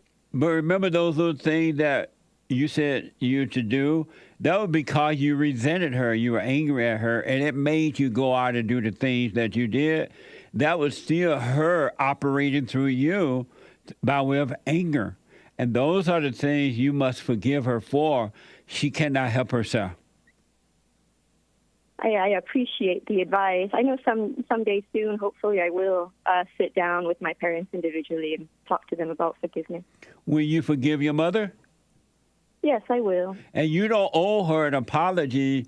You're supposed to say, I'm sorry for resenting you. I realize now, Mama, that you couldn't help yourself. And that's what forgiveness is.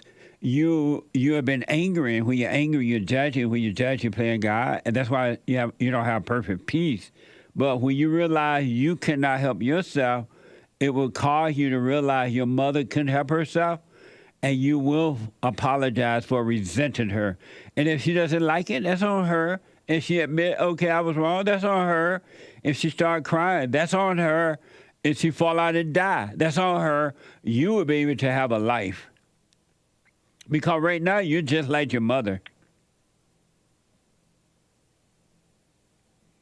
Well, thank you for that. I guess I'd rather be like her than with my father. Can I ask how? Because you want to be like your mother. Your mother's hell. Your mother's evil. Why you want to be like her? Because I think she's more principled and has morals than my father. So I'd rather have one than the other.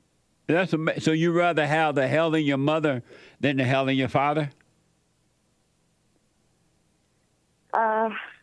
At this point in time, yes, I'd say that's the case. And your father never did anything to you?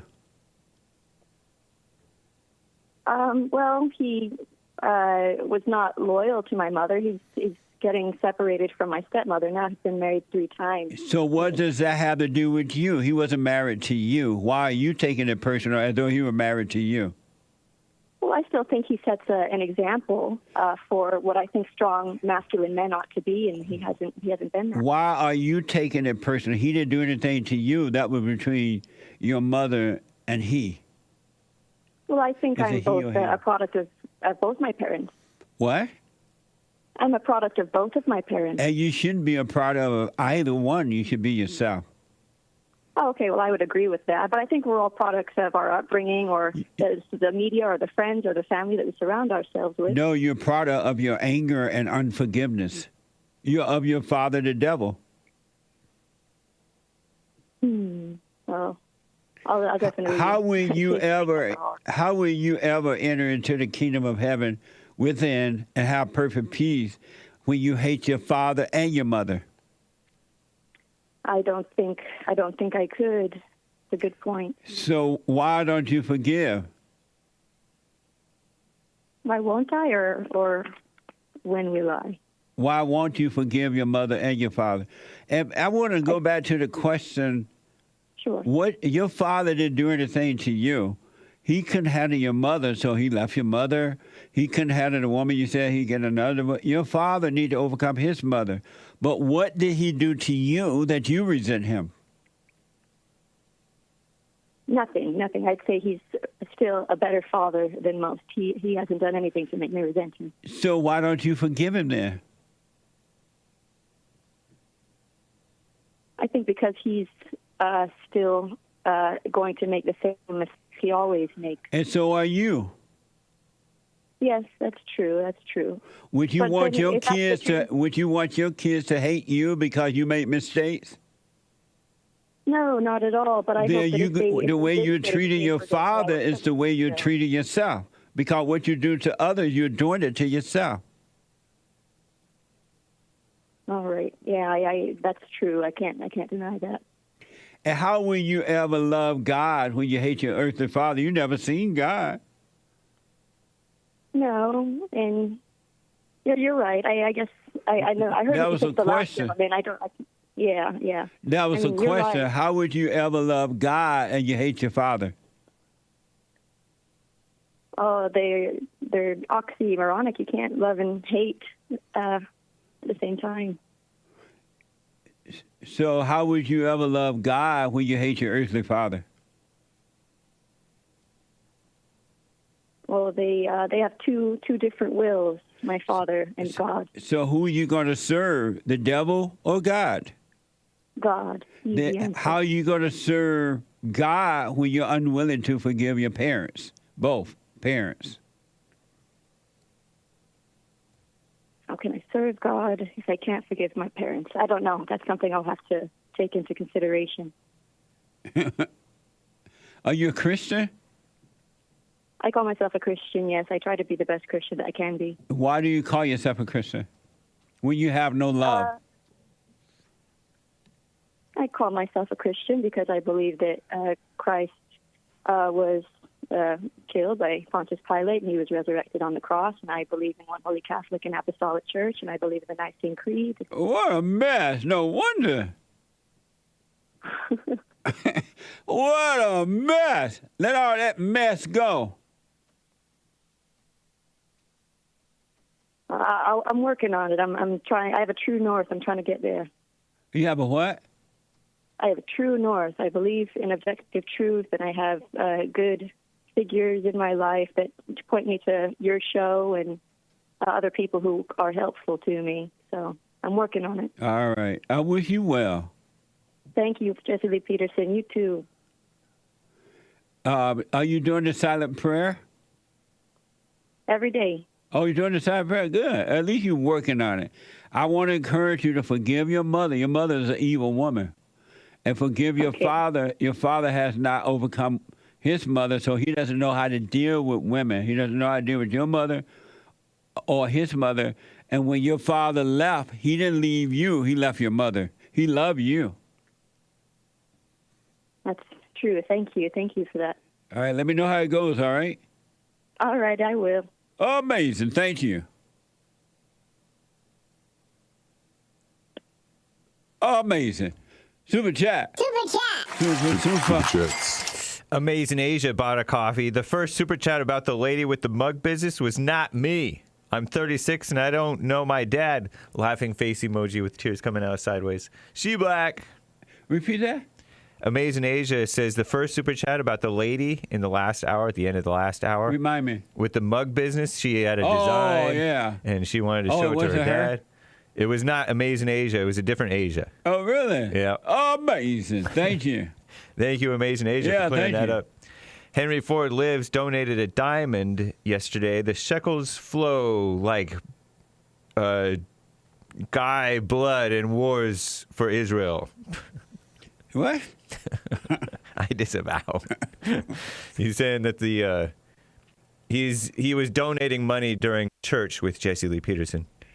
As much as the blood of the white men for the wars that he says are for Israel.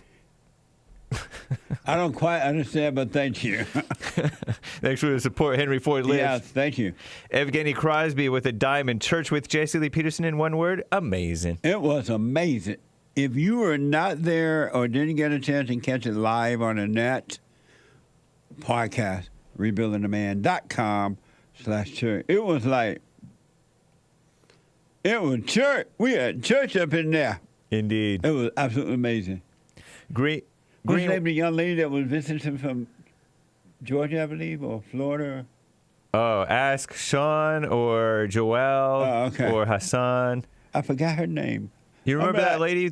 Wait, New York or Georgia? New York. New and York. She moved to Georgia somewhere. Who's that New Yorker gal? You recognize her name, right? Huh? Hassan? I'm asking Hassan. He's telling me now. Yeah, but now that I'm on the spot, I don't remember her name. He's telling me now, y'all be quiet. Okay. Adrian. Adrian. From New York. Hey, Adrian.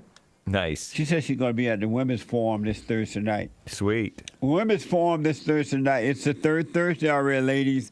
Our first Women's Forum of the year. It's a doozy. The ladies are working hard, too, on themselves because we taking names and kicking the hell out of people. And the ladies are dealing with it because they want to overcome. That's the way to do it.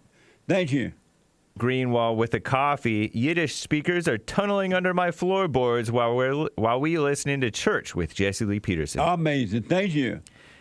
Piotr Robel bought 5 coffees. Thank you, Jesse and the team, for the best fellowship on this side of heaven. Thank you. Amazing. Soul Conscious bought 5 coffees. Jesse, church was deep. I noticed how my thoughts hate the unknown, and I was unconscious of these thoughts in the past. Why does Satan hate the present time so much? Because Satan hate God. He hate God. The intellect hate God. Have you noticed that all intellectual people, whether they are study the Bible or gone to Bible school or church Bible stuff and Sunday school or secular people with degrees, all intellectual people hate God because the intellect is of the devil and it hates God. That's why you hear people judging each other, hating each other now for no reason at all except they're in their intellect. So thank you. Over on buymeacoffee.com/JLP Talk, someone bought one saying, I'm mixed with white and black. And I'm sorry to hear that. And I noticed that not all, but most mixed people like that always identify with their black side and completely disregard the white. They do. They forget the white side. I realize that in most white and black couples, the mother is white. The reason for this is because they hate their mothers. And the white woman with black men, they believe that they can take care of the black man. They feel sorry for him, and they believe that they want to take care of him like a mama.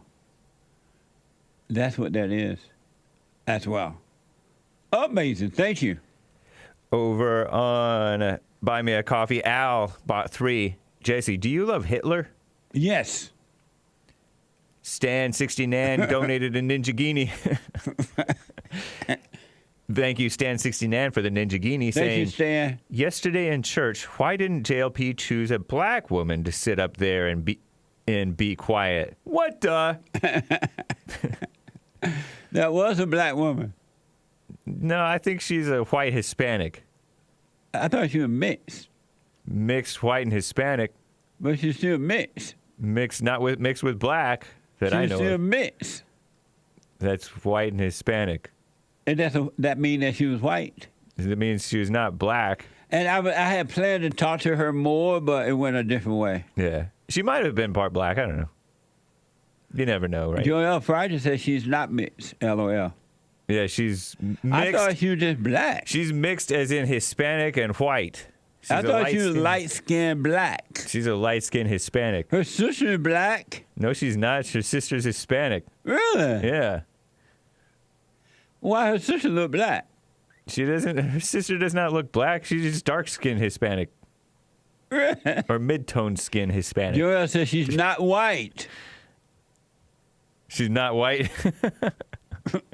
But the point is, why didn't Jesse choose a black woman to sit up there and be quiet? Asked Stan69. I wasn't thinking of black or white, but I thought she was black. Sorry, Stan69.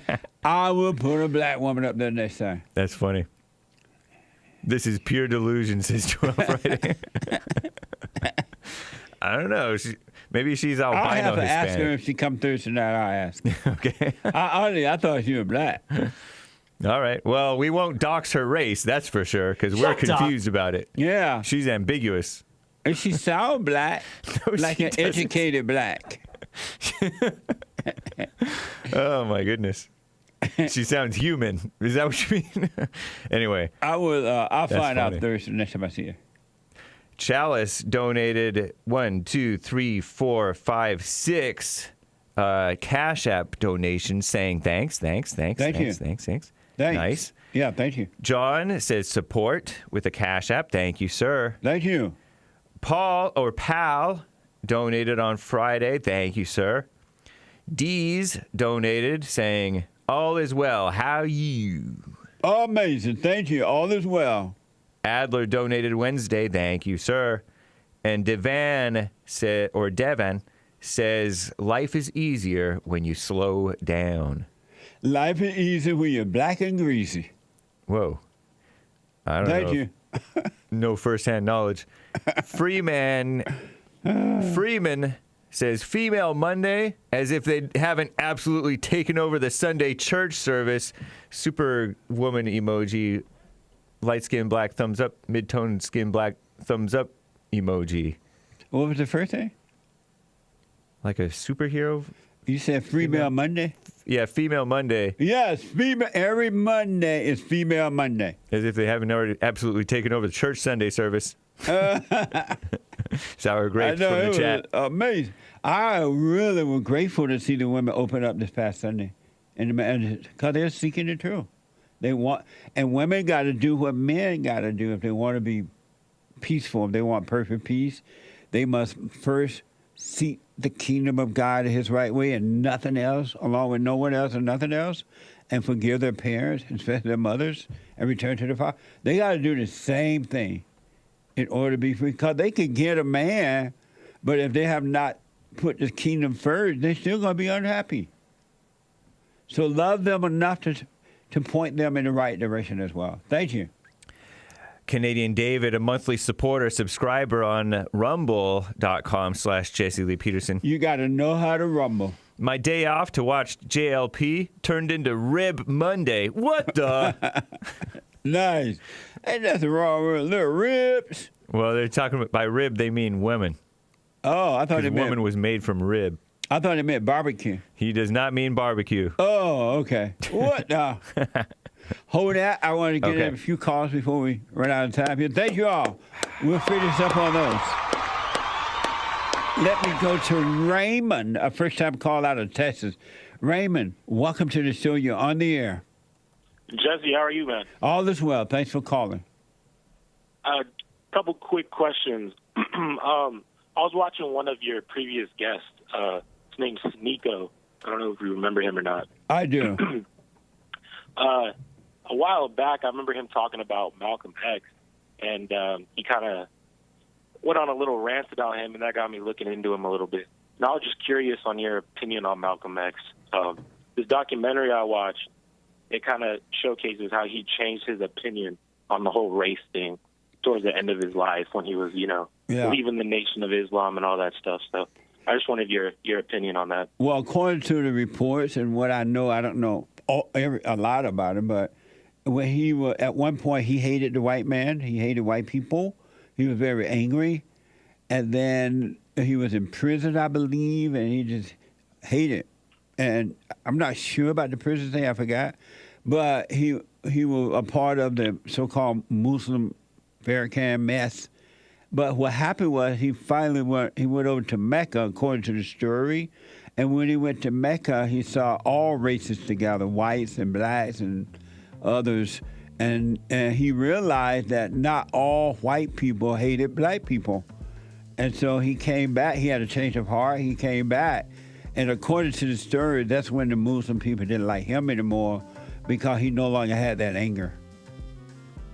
Right. So, yeah, I was just curious on your opinion on him because, MLK, a lot of stuff by MLK, turned out not to be true. So just wanted your opinion on that. And then the second thing, since it's Female Monday, I'm having trouble getting over my female mom, man. She keeps dragging me back into her hell. Wow. I don't know how to avoid it. Hold on a minute. Let me take a quick break. When I come back straight to your call and the other callers, I got to take a break. One more hour to go. Female Monday. Hate coming in with the hate news, not the fake news. And I'll be back in a moment. Thank you for calling and thanks for holding. How have you been helped by the show? I'm going to tell you this.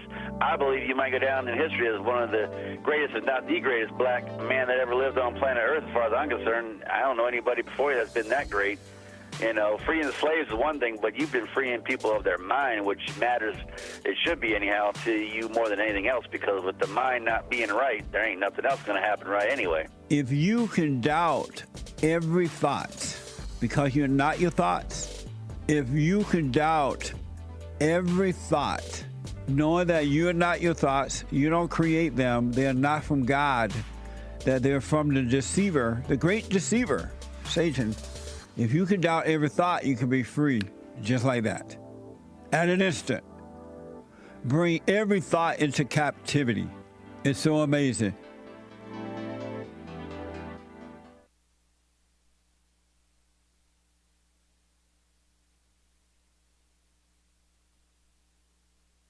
You need to stop being a child. Whole lot of mess going on in the world. This is the end of hour 2 already of the Jesse Lee Peterson Show on Female Monday, MLK Day. Stay tuned for hour 3. JLP will be right back to your calls. There is one line open. You can call in right now during Hake News, Not Fake News. AI will replace you. CNN, Commie Nonsense Network, CNN reports 40% of jobs around the world are at risk of being affected by the rise of AI, artificial intelligence. So said the chief of the IMF, International Monetary Fund, if you trust them. That's what he said on Sunday. Wow. But you'll be fine. Don't worry about it. Volcano eruptions. Molten lava is spewing from a volcano in southwest Iceland. Did you know Iceland has volcanoes and they spew lava? So much for that ice. Following a second eruption in recent weeks, local authorities said there was no immediate threat to the residents in Grindavik, a small fishing town, which is already under evacuation orders. However, footage from Iceland's public broadcaster shows burning buildings just meters away from other houses. Separately, Indonesia's Merapi volcano has erupted the second time in just over a month. Down in Indonesia, covering houses and vehicles in volcanic ash. The volcano in West Sumatra province previously erupted December 3rd, killing 23 hikers who were on the mountain at that time. What a mess. Taiwan dealing with an election. An unofficial U.S. delegation reaffirmed American support for Taiwan as rock solid after voters on Saturday defied China by electing a new president loathed, meaning hated, by Beijing. Lai Ching-te, the current vice president, won a historic third consecutive term for the Democratic Progressive Party. Sounds communist. The Biden administration dispatched a delegation to Taiwan following the election to meet the island's current and incoming presidents. But the move sparked an angry response from Beijing, which views Taiwan as its territory. It is part of China, right? The Pacific Island nation of Nauru also announced today they have cut diplomatic ties with Taiwan for the second time and established ties with China. Interesting. What a mess. Commies versus commies, if you ask me. The 75th Emmy Awards air tonight, if you care, celebrating the best in television, supposedly. It will be presented this evening in Los Angeles. It was postponed from its usual September slot because of the writers and actors strikes that brought the industry to a standstill. So anyway, that's on Fox at 8 Eastern, 5 Pacific. Skip it. U.S. Air Force officer crowned as 2024 Miss America. What? A 22-year-old second lieutenant, according to Commie Nonsense Network, CNN, in the U.S. Air Force was crowned as the new Miss America over the weekend. Oh, Lord, that doesn't sound like it fits. Maybe she needs to get out of the Air Force.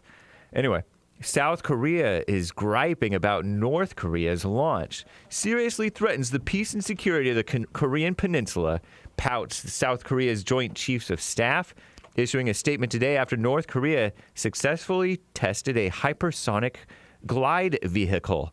That means faster than the speed of light, I think. Speed of sound, I mean. While the test had no impact on the safety of neighboring countries, analysts say the missile, it's a missile, but it's a vehicle, but it's a missile, could eventually become one of the world's fastest and most accurate weapons. Wow, good job, North Korea. With the potential to ultimately be fitted with a nuclear warhead, and they split their infinitives there. But congrats to North Korea, but be careful because people don't like you doing that. Israel-Palestine war drama is grinding on, as I said in the last hour. Israeli Prime Minister Bibi Benjamin Netanyahu on Saturday vowed nobody will stop us from destroying Hamas. He insisted increased pressure is needed in the besieged enclave of Gaza to dismantle the militant group Hamas. Israel would not comply with the UN's top court where they're accused of genocide. I'm James Hake. Now back to JLP, Hour 3.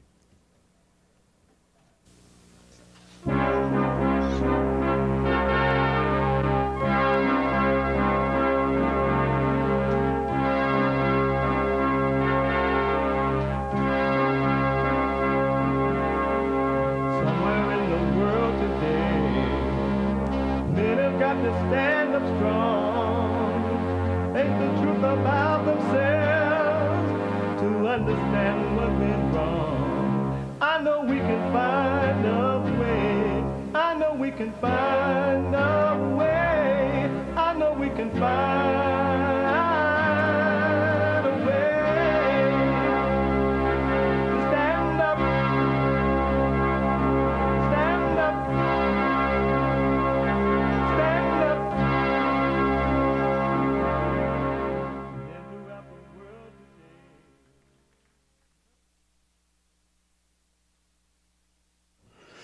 Uniting the races with truth instead of dividing them with lies. We're also rebuilding the family by rebuilding the man. I'm Jesse Lee Peterson. Welcome to the third hour of the show. There is one line open at 888-775-3773. 888-77-JESSE. Brand new biblical question. Brand new. Why are you afraid of negotiating? Why are you afraid of negotiating? Isn't that an amazing question?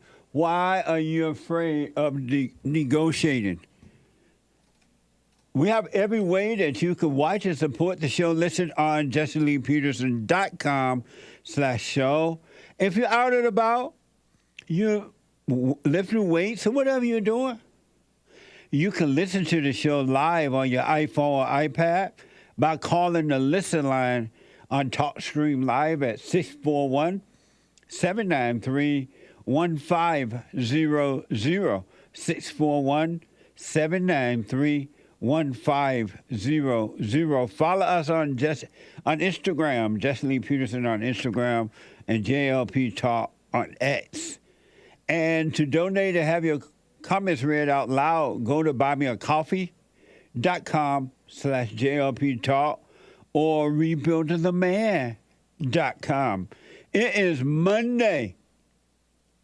Rainy days and Mondays always get me down. What the?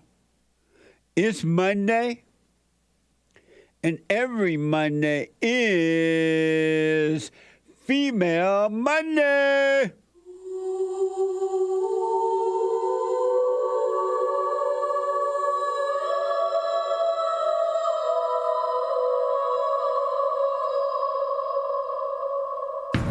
I like to make men uncomfortable. All my life I had to fight. Let women take over. Some of us believe that women are getting paid less than men. I proudly say I'm a feminist. Thank you. Deep in their soul, they want to be home with those babies. We've been lied to for so long. Yep. What a mess. But we're getting it right, pointing the women back to the Father. Back to the Father. We take all calls, but ladies call first when they're on a Monday especially. Let me go back to Raymond, a first-time call out of Texas. And Raymond said he can't get away from his mama. Raymond, you said she keep drawing you back in? She just keeps drawing me back in, man. I just can't escape it. I don't know what to do. How old are you?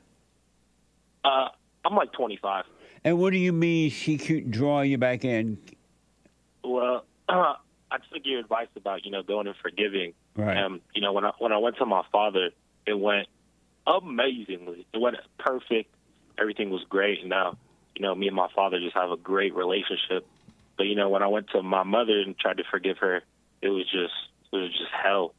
And so I forgave her anyway, but now it's just, she's just 24/7 calling me, trying to, talk to me nonstop all the time. And, finally I just kind of put my foot down and told her, hey, I'm a grown man. Grown men don't need to talk to their mama every day, especially when it's just going to be, hell, yelling and screaming and back and forth arguing. But, I just can't seem to get away from that. Are you living on your own or you live with her? I'm living on my own. I'm married. Oh, okay. You're married. I'm married. Why don't you just block your mother? And that way you don't have to deal with her. Well, that's what I did. I did that for a long time, Jesse, probably about like 3 or 4 months. But then around Christmas time, I went down to where I lived and visited my father's house, and then went over to her house. And, man, that was just a huge mistake. Well, just don't resent her. Stay away from the anger. And now that you realize that was a mistake, don't ever do that again either. Just stay away from her.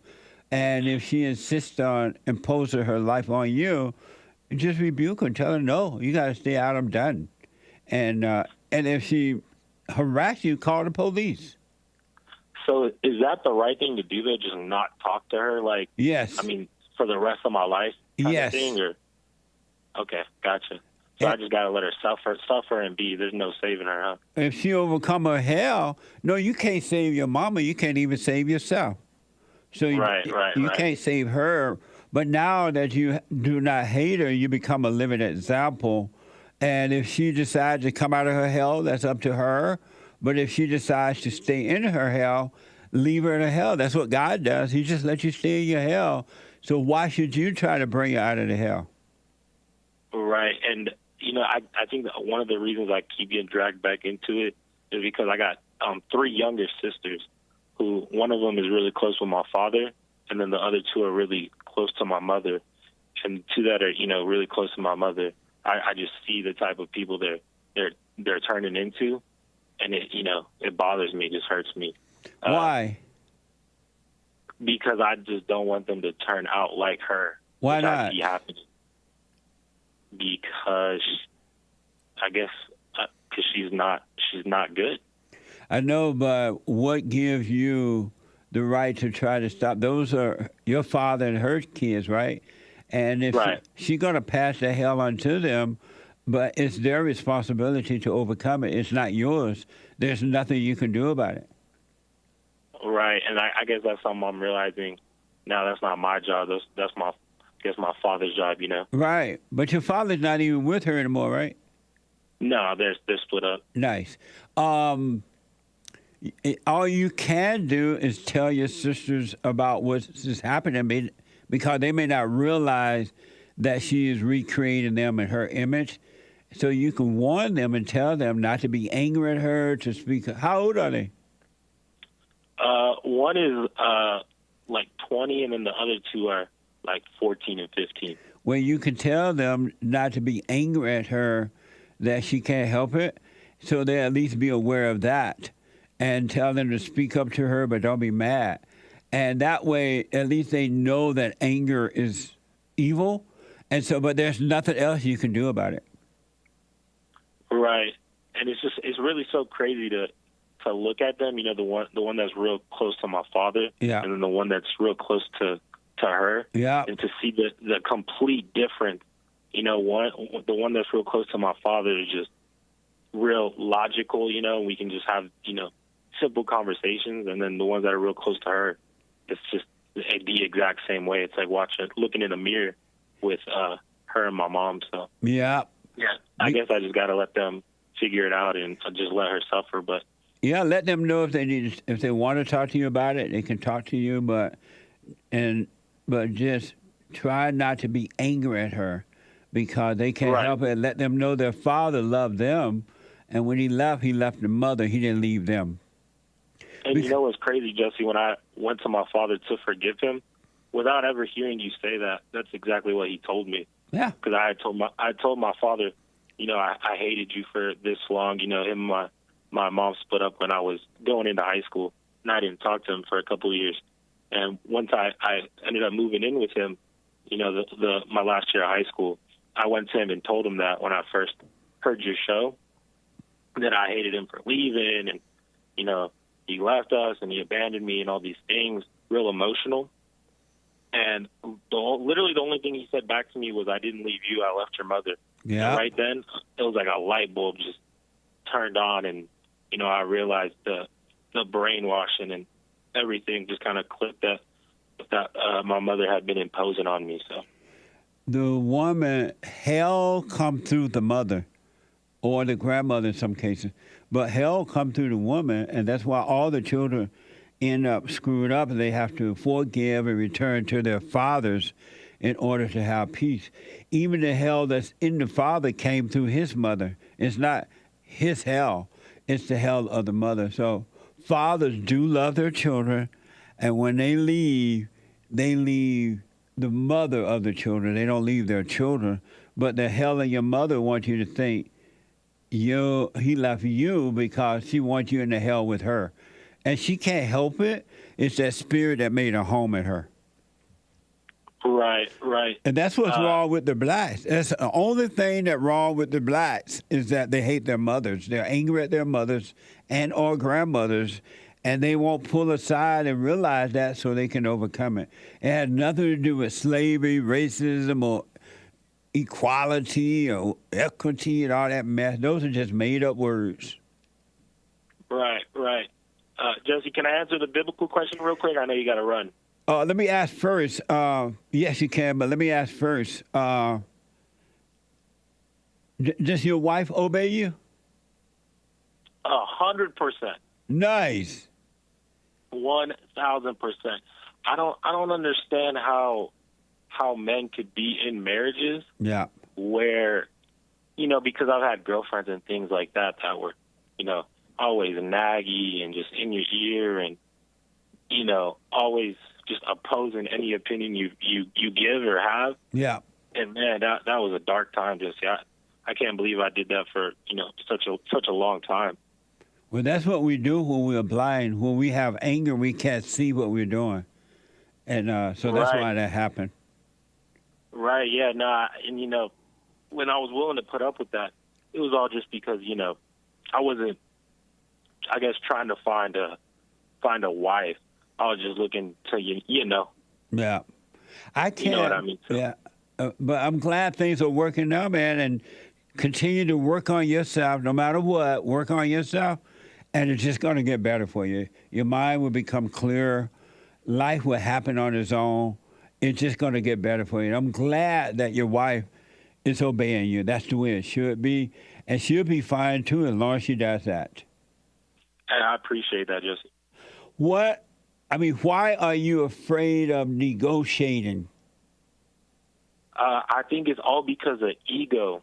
I think it's all because of the ego. I have a small business that I work on where, I'm buying and selling different things. Right. And when I first started out, I was afraid to negotiate, for a cheaper price and things like that, because I thought, that was like a poor person thing to do, or a cheap person thing to do, to negotiate or ask for a better deal or ask for a better price. Uh-huh. I used to think I'm too good to do that, or I got too much money to do that. And then what I came to realize is once, I started getting rid of the ego, that, actually the rich people, the people that stay rich, are the ones who, don't have the ego and can negotiate because they don't have that mindset. Amazing. I will put my little 2 cents in on Sunday. I want to hear from more about it. That's amazing, man. Thank you. Yes, sir. Hey, take it easy, Jesse. Keep doing what you're doing. You too, buddy. Call me again, and I wish you well. Yes, sir. All right. Amazing. Tracy, a first-time caller out of North Carolina. Tracy, welcome to the show. You're on the air. Hey, Jesse. How you doing? All is well. All right. I called because I wanted to make a comment on a comment you made about a caller a few callers ago. Paraphrase it. Okay. You asked the question many times, not just on this call, but on several calls. You said, why are the blacks letting leaders convince them they need, for example, big government because it's the other people's fault? They are suffering, oppressed, scared, broke, poor. They're always looking for an escape. Yes. always looking for a leader. It's strange, too, because if I believed in leaders, I would at least wonder if this person can lead, who's leading the person's life that's trying to lead me? You know what I'm saying? How come they don't have a leader, but I need one? Exactly. Well, and that's always been a question I have: is why would any man? I can see why women might do it, but I will never understand how a man might do it. Right. But I wanted to say that it's not only in the black community, man. These beta males. The Democrat Party, any man that votes for a Democrat votes for the left, they're a beta male. They want somebody to take care of their family. They want someone that leads them. And I don't understand that. So, because they're weak. I don't know why they're weak. Maybe whatever causes it to happen, Jesse, it's not just blacks, though, and I know you know that, but you do ask a lot, why are the blacks doing it? It is the whole Democrat left, the whole Marxist left. So do white men look for a person to lead them as well? If they're voting Democrat, they must be. But do they? Do white men vote Democrat? No, do white men look for a physical person to be their leader? Not real men. Beta men, white, black, green, whatever color they are, they look for someone else to lead them. There's plenty of white men out there that vote Democrat. Why would they vote it? Probably the same reason the blacks are. Why are the blacks doing it? I can't explain why a man would do it, but I can see that they are doing it. Because they think the Democrats are getting free stuff or something? Probably. And that's what they're thinking? What is it that they're getting from the Democratic that they will allow some person in a party lead them? The only thing I can think about, Jesse, it's that whole thing about staring at a shiny object and thinking they can get it for free if it gets dangled in front of them. But there's something more happening here, and I don't really understand what it is other than I think they believe, envy or jealousy. If they see someone else who made good choices, worked hard, and got something out of it, normally that's a capitalist that does that, by the way. It's normally a conservative that makes good choices and gets success from it. Not always, but most of the time is conservative.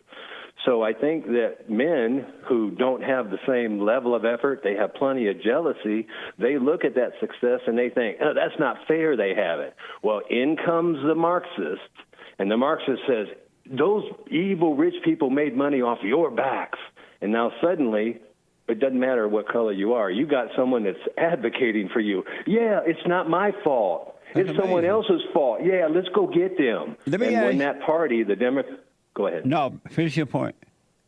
So when the Democrat Party promises to redistribute wealth, we're going to take the money back from those evil capitalists, and we're going to give it to you people who were robbed and taken advantage of. Amazing. So, they buy into it because they're weak. Let me ask this before I run. Why do men vote for women?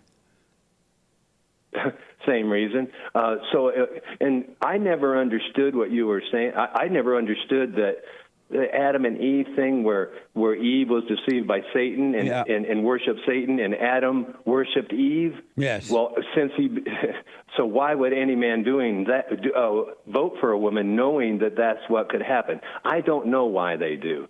Maybe because they're beta, and because they're voting for their mama. That's a good point. They voted for mama. That's the only thing I can. Voting for mama.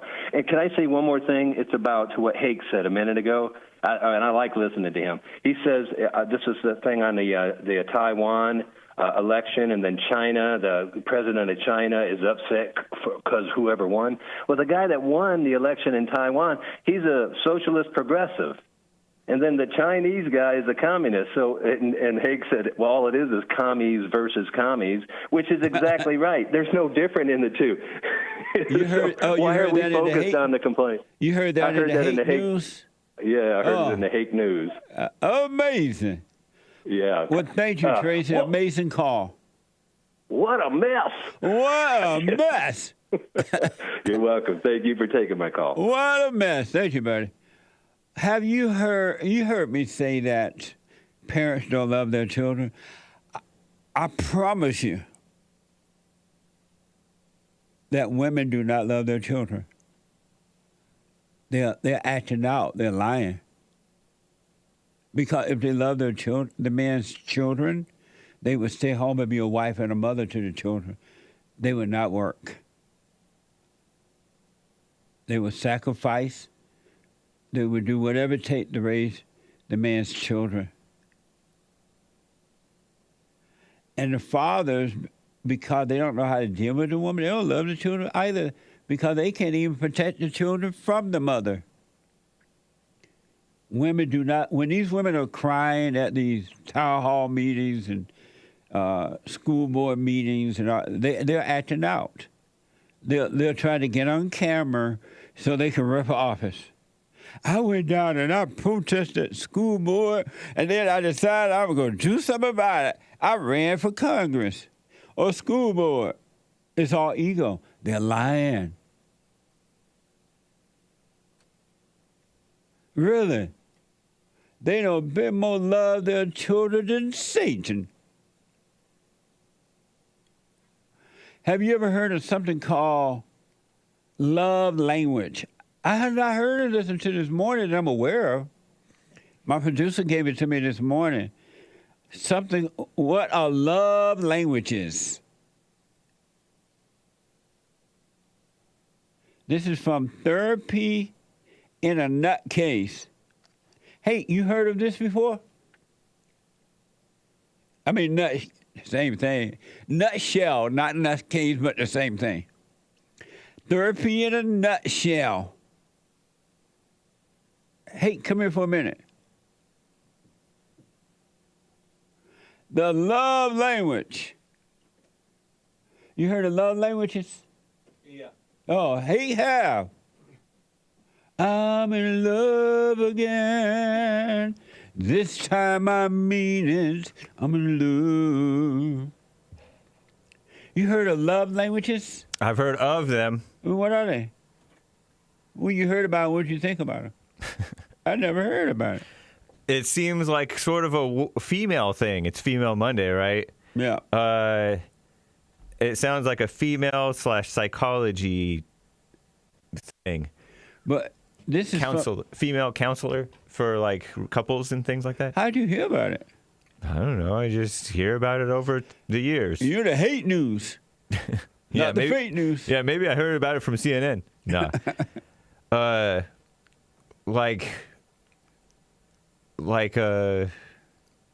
If I give you my flat Earth model, that's part of my love language. I'm expressing my love. So whoever sent you this, they were expressing love? Yeah. But the Earth is round. That doesn't matter. It's part of his love language. But it's flat out here. Yep. It's not one of those things that you screw in. This is from Therapy in a Nutshell. The 5 Love Languages. It's a book that millions of couples have found to be helpful in improving communication and strengthening the connection. Watch this from Therapy in a, I'm looking at nutshell, but I want to say nutcase. But Therapy in a Nutshell. Watch this. It's called the 5 Love Languages. It's about just learning to love your spouse in the way they like to be loved. It's a #1 New York Times bestseller. That each person has a natural preference for how they like to give and receive love. He calls this preference a primary love language. And what that means is that the way an individual expresses or understands or receives love may fall into one of 5 categories. The first one is words of affirmation. So this is things like praise, saying I love you, giving compliments, or verbally expressing care. The second love language is physical touch. This can include sex, but it isn't limited to that. A toddler may enjoy roughhousing, teenagers may like a squeeze from the side, a friend may appreciate a hug, or a coworker may like a high five or a pat on the back. The third love language is gifts. This is not usually about materialism, but more often it's sentimentality. People appreciate something concrete to remind them of the other's love for them. The fourth one is acts of service, doing something for the other person, like cleaning their car or packing their lunch, helping them with a difficult project, etc. The fifth love language is quality time, spending time together. People have a primary love language, and they may not realize that the way they like to give love might not be the way the other person likes to receive it. That's the dumbest thing I ever heard in my whole life. I heard it all. And the sixth one is when your woman smack you upside the head. That's her way of loving. Yeah, I yell at you and cuss you out and hit you because I love you. That's the dumbest. Those are the dumbest suggestions I ever. And it's popular. She's not suggesting it. She's just describing it. That's how people are. What? I don't think it's what. I don't think it's. What's dumb about it? First of all, you're not supposed to be working on a relationship at all. I didn't say you were. Either it happened naturally or it doesn't happen at all. And none of those things have to do with love. You know what's funny? Big Bump says the blacks are really into the love language, quote unquote, thing. That's the problem. What a mess. I told Maybe you you're people onto with something. degrees are dumb. But doesn't it seem descriptive of how people are when they're trying to be nice to each other? It's evil. It ain't love. People are evil when they're trying to be nice to each other? Yes. Yeah. That's why they try to be nice, because they're evil. I'm going to have the black guy come in. Joel, come here for a minute. You can explain love. He black. He's an expert. All these are my experts, too, folks. Oh. Hey. Oh, I forgot the Jesse show. We don't walk past the camera. Sorry. See, he switched it for you fast. And he going to run in and tell us about love. He walking all in front of the camera. On James' show, he says, it's okay. So what do you think about those 5 descriptions of love? I didn't really hear that clip of it, but I just know my understanding of what love language means and like what they actually mean by it.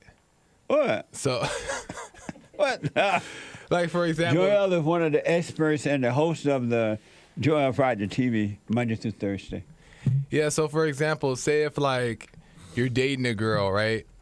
And you like to joke a lot. But for her, she gets offended by your jokes, right? She thinks you joke too much, you play too much. That's offensive, right? But to you, you're just thinking about the reason why you're joking in the first place is you're flirting with her. It's just a way of flirting. But she's not taking it as flirting. She's taking it as offensive, like that's being mean. So what they mean by love language is that's just the way you talk to her. That's just the way you interact with her. That's your language of interacting with her. You like to joke around with her, and that's your way of flirting. But to her, she don't see it that way. She doesn't understand your love language. So that's what they mean by it. Nice. That make sense to you? That makes sense to you?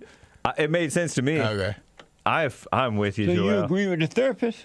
I agree that The therapist said it a little bit differently. No, the therapist said words of affirmation. Like for example, They say you agree with the therapist. You said what? Who said? Nick, the anchor baby. He said so. He agrees with the therapist. Well, no, I think he took his own twist on what the therapist said. Because this is one of the languages, words of affirmation. But you're saying, when you make fun of her, that's your words of affirmation. You're flirting with her. Yeah, right. Like I'm just How flirting. you understanding that? That doesn't even make sense what she said. Well, like I'm flirting with her. So if I'm flirting with her, that's my way of saying I like you. But to her, she's like, no, that's me. She's not understanding my love language.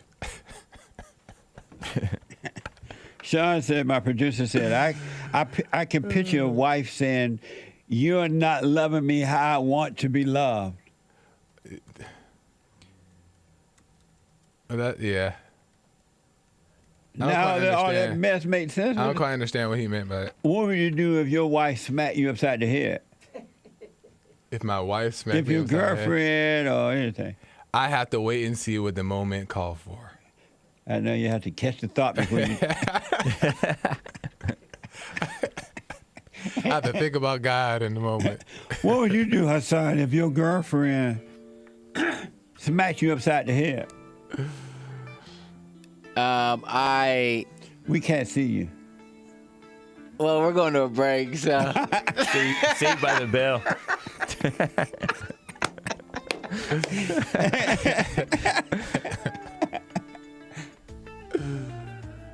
But I have done this whole 5-language course. You have? And it only led to getting hit across the head, so. I don't recommend it. How come I'm not surprised? Or maybe you didn't know the love language. I know.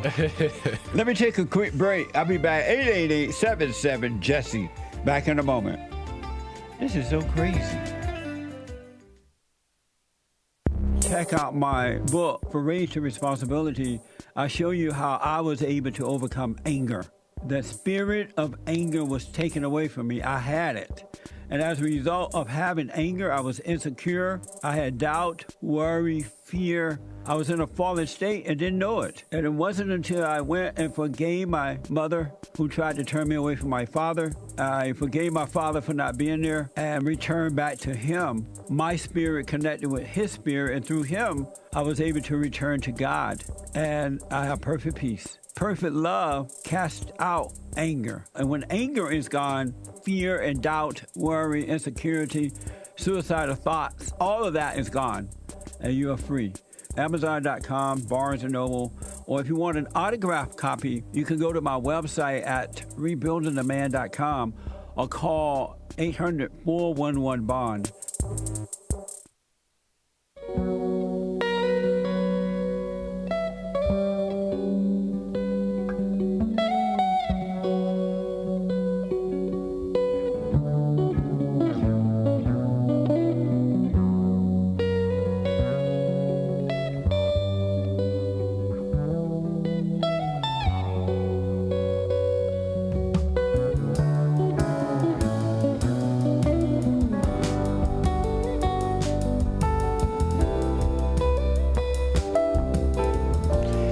Folks, welcome back. Welcome back. Quick announcement. The Hake Report is coming up at 9 a.m. at the top of this hour. The Hake Report. Not the fake report, but the Hake Report.com from 9 to 11. Then Joel Friday TV. He's here now Monday through Thursday. Oh, you got a new picture. Yeah. You look like you got some sense up there. You black. Joel Friday TV at 11 a.m. And after that, the American Anchor Baby. Flying high on natural energy given to him by God. The American Anchor Baby. All right? You don't want to miss it. Don't forget to check out or subscribe to JLP Radio Network. We're building a network one person at a time. We're going to eventually get to 24-hour talk, all male network, 24-hour talk. And you don't have to always agree with me, or we're going to get liberal men and conservative men. We got to get men back on to the Father. So don't forget to subscribe on the JLP Network, Radio Network on YouTube and Instagram. Hurry, hurry, hurry. Don't walk. Run. Amazing things are coming. All right. I want to quickly play. Oh, the treasure chest is now open on July. I forgot to open it earlier. My bad. I want to replay real fast, the love languages. Joel didn't see it, and for him to comment on it fairly, he should see it at least. This is from Therapy in a Nutcase. Therapy in a Nutshell, which is in a nut case. Therapy in a Nutshell. Watch this. It's called the 5 Love Languages. It's about just learning to love your spouse in the way they like to be loved. It's a #1 New York Times bestseller. That each person has a natural preference for how they like to give and receive love. He calls this preference a primary love language. And what that means is that the way an individual expresses or understands or receives love may fall into one of 5 categories. The first one is words of affirmation. So this is things like praise, saying I love you, giving compliments, or verbally expressing care. The second love language is physical touch. This can include sex, but it isn't limited to that. A toddler may enjoy roughhousing, teenagers may like a squeeze from the side, a friend may appreciate a hug, or a coworker may like a high five or a pat on the back. The third love language is gifts. This is not usually about materialism, but more often it's sentimentality. People appreciate something concrete to remind them of the other's love for them. The fourth one is acts of service, doing something for the other person, like cleaning their car or packing their lunch, helping them with a difficult project, etc.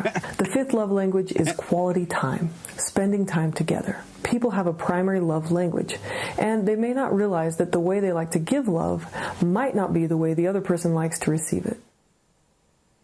You try to make it sound so good. That's the dumbest thing. All those things are just dumb. How can anyone make any sense of that? I think they definitely they're taking a joke too far. I don't think you should cater to what people want, right? Because then you're going to end up serving their ego. None of those things should be happening. Right. My only point is that you understand where people come from and the things that they naturally do, so you know when they're actually being kind to you and not being rude to you. But when they do those things, they are being rude. What do you mean? They're displaying hatred. When they do what? All those things. It's about themselves. They ain't got nothing to do with you. It's a thrill of it. It's all about the thrill. Well, I mean, the way this therapist is saying is that... And she act like she believed it. Well, there's a little truth to it. What's the little truth? There's a little truth, and like I was saying, of understanding like certain way people speak, and not like judging them as like, no, you can't speak to me that way. But understanding the person and realizing that this is just how they speak. This is where they come from. This is what they know, and when you understand that, then you can receive it differently. But if you were a free person, you wouldn't need all that at all. Well, that's fair too. But that kind of stuff is for people who are in a fallen state. That's what Hussein Dog need. Well, that's true. Nobody should be getting offended, but I think it's helpful to have some insight on the other person, knowing how. But those people have degrees. That's why they don't know what they're talking about. Yeah, that's overly done. That's emotional. That's trying to cater to the people's all female. Needs. For sure. That's hell. Sure. That kind of mess would cause a man to get bopped upside the head. Because that is a display of weakness. And women hate weak men. Do you know the depths of how much women hate weak men? I agree. But there's just a little bit of truth in there that I can't put my mind on. Like what? Well, like I was saying, just the insight. You just give That was no insight. No, but... But your point is still the same. The point is still like it's overly done, but there is some truth to understanding the insight of other people's... There was no insight into that. Yeah, a little bit. Like what, for example? Yeah, she's saying that understanding where people come from, understanding how they speak to one another. What does that mean? Understanding that you may be perceiving it the wrong way. What? You may be perceiving what they're saying the wrong way based off of like not understanding where they come from. So like, for example, if you like to joke around, people can easily just say like, oh, that's so mean, right? And that's them taking it personal, but you're having fun and you're actually being nice. If you're joking with them, it's because you like them. But some people would take it offensively. Like, wow, why is he being mean? But you're not being mean. You're just like being Joel Friday, he black. Right. Like Joel Friday took the small yellow bus to school. Right. Okay, you can stop there. We don't need to keep going. But anyway. That's his love language. That's right. See? And you're perceiving it wrong. Anyway, that's all I got. I'm glad. So what are you talking about today at 11? Yeah. I forgot. I had to go in there and see. All right. But after all that good mess, no wonder you forgot. But now I'm talking about love language. It's a hot topic. None of that language has anything to do with love. It's all hate. Fair enough. Amazing. All right, man. Thank you. Joel Friday at 11 a.m. 11 a.m. Let me go quickly to the busy phones. Emmanuel, a first-time call out of Texas. Emmanuel, welcome to the show. You're on the air. How you doing, Jesse? All is well, sir. Okay. I've been watching your show for almost 2 years, and I tried to apply some of the principles that you actually talk about, but it kind of like didn't work out. And it's just that you always say that thoughts are evil, and they usually come from Satan. All thoughts are all lies all the time about anything. Yeah, but I always overthink and have a lot of like anxiety and stuff. Yeah. And I tried to apply all the things that you've said, like the silent prayer, forgiving your family. I did all of that, but it still did not work. And I was just trying to make sure that if anything is remaining or so. Oh, okay. Are you able to see the thought that you're overthinking? Yeah, I see it in my mind. Like, I could imagine. Right. That's all you need to do. You need to just see them. And when you're caught up in them and you have emotion come with thought, just realize those are not your thoughts and those are not your emotions. Stop calling them you. Stop fighting with it. Let go. Give up and let the light shine on the thoughts. And the light, which is the nature of God, will get rid of the thoughts. They're not you, so don't call them you. Don't fight with them. Don't judge yourself saying that it's not working. Don't do anything but watch it. And they will become weaker and weaker and weaker and weaker, and you'll be fine. Have you also struggled in the same pace? Like, does it take how long will it take? Like, in a sense of like, if I follow your principles, let's say, and like, I still feel that there are some things that I need to heal from. So, is it like a process, or is this just like an instant thing? Where if I apply those, don't worry about how long it's going to take, because that's what the thought want you to do. They want you to feel so frustrated that you would give up. And that's that thing that made a home in your mind and emotion. Is not you. So if it takes a lifetime, just do it all the time, and don't worry about it. Don't worry about it being a process. All you need to do, Emmanuel, is watch those thoughts and stop calling them you. Don't call the anger you. You're not the anger. Don't call the frustration you.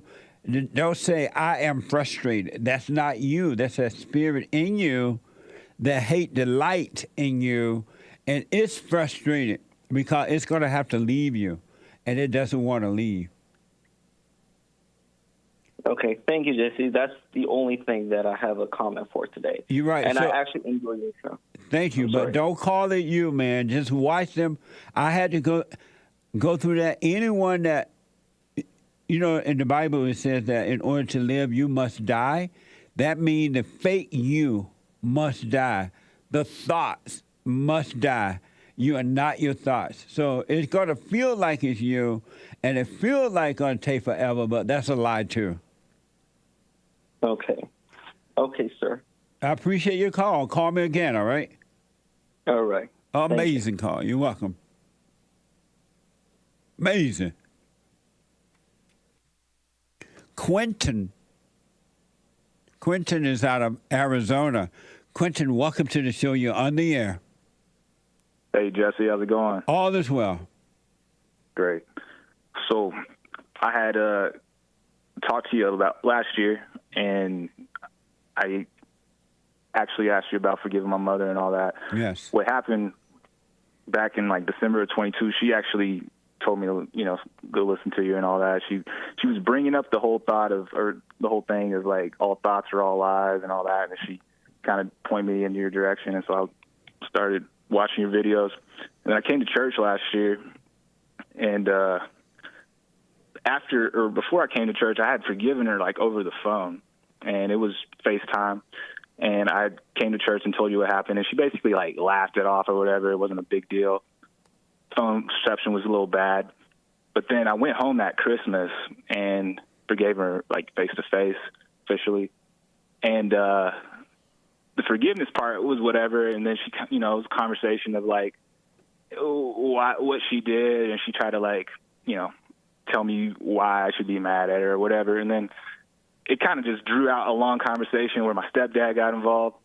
And then basically me telling her, like, you guys just really didn't love me. It was hate, the whole raise. It wasn't love, just, with the reality, not like what they were intending to do, but the reality of it. Yeah. And they didn't agree with that.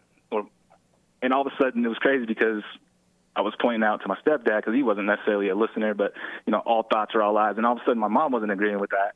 It's like she just didn't want to agree with me, but it was weird. I don't know. But anyway, she got very upset.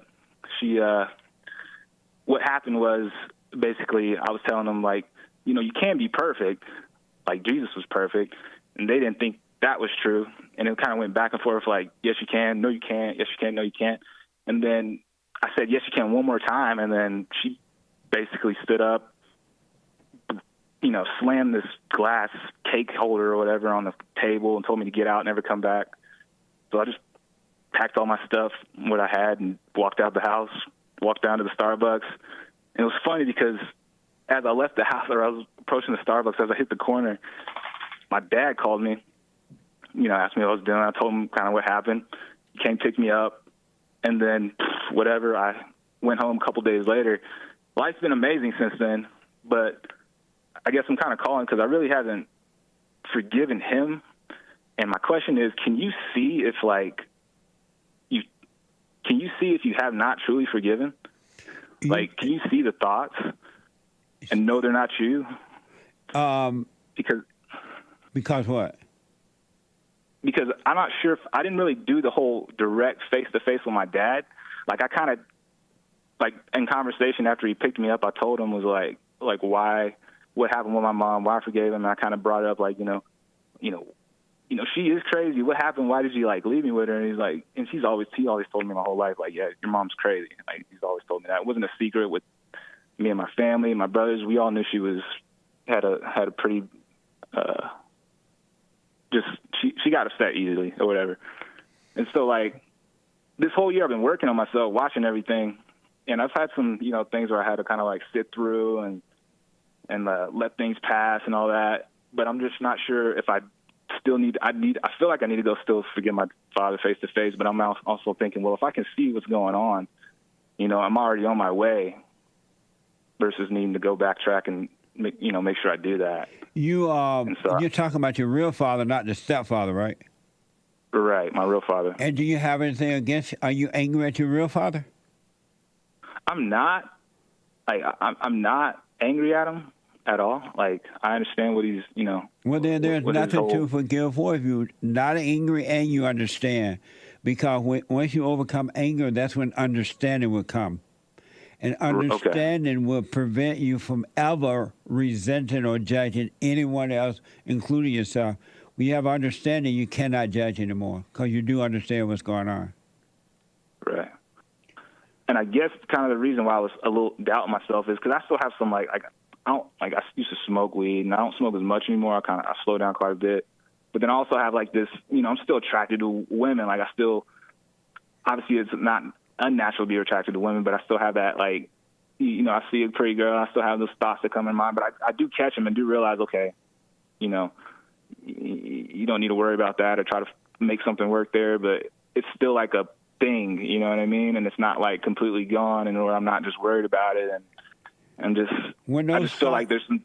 When they come, just watch them. That's all you do. Don't call them you. Even if you get a feeling when you see the woman, and you get the thought, you get the feeling, just notice it. None of it is you. Just notice it. And by seeing it, it's the light of God shining in you, and it will work itself out. It'll be fine. Okay. You got to stop, identify, don't call these things you, because death is about dying from identities. The world, our family, the world taught us to call ourselves certain things, right? But those are not us. Those things are not us. Those are spirits that made a home in us. And so in order to live, you must die from all identities. So when you feel something or you see a woman and you think something, just let it pass. It's not you. Even with the weed, don't make the weed a big deal. Just see that you need to, you want to overcome it. Well, stop using it. And don't call it, I get high and I'm high. It's enough to see it, and that will work itself out too. And I've noticed that. It's definitely kind of, less and less, and not, I used to not even really be able to leave the house without smoking or something. Now it's, it's probably once in a day, if that. So it's like, it's definitely changed there. Yeah, if you don't call yourself that, it'll disappear too. You want to die from it. You want to become nothing. And so you become nothing by overcoming all these fake ideas of who you are. Another question about becoming nothing. So my job, I work hourly, but I also get commission. And it's weird because, like, working for commission and trying not to force things, it's hard to find that balance because, like, you have to hit your quota. And, I do pretty well. Like, last year, watching Thoughts, I had my best year. Like, I made more money than I ever have. I got plenty of money in my bank account. Not plenty, but just more than I've ever had. Like, crazy. But at the same time, like, it's finding that balance of working more than I have to or not working enough. And it's just weird because, like, I never know kind of when to quit or when to keep going. And because there's really no ceiling at this job. I still Medicare supplement, and I can just work and work and work as much as I want to. And, have all the opportunities. I'm not really doing too much else, but then sometimes it's like, well, what am I doing? Just working versus doing something else. Don't call it working too much or working too little, because if you think of yourself as working too much, then you'll think of yourself as working too little. But if you think of yourself as working too little, you're going to be thinking of yourself as working too much. You don't want to be divided like that. Just work and watch what's happening. And if you are using work to escape in some form of something, using it for something else, you will see that, and that will work itself out too. You got to stop dividing, thinking about the past or the future or too much or too little. You just want to be one. You don't want to be divided anymore. So you'll see if you're overdoing it or underdoing it, and it'll work itself out. Right. And that kind of plays into the whole thought of, am I making enough money or, trying to set things up for the future and all that stuff. No, there is no future. There's no past. There's no future. Why would you even think about a future when you don't have one? It's nowhere. It's just another false identity in your mind. All you have is right now, and right now would take care of the next right now, and the next right now would take care of the next right now. The kingdom of heaven is always in the now.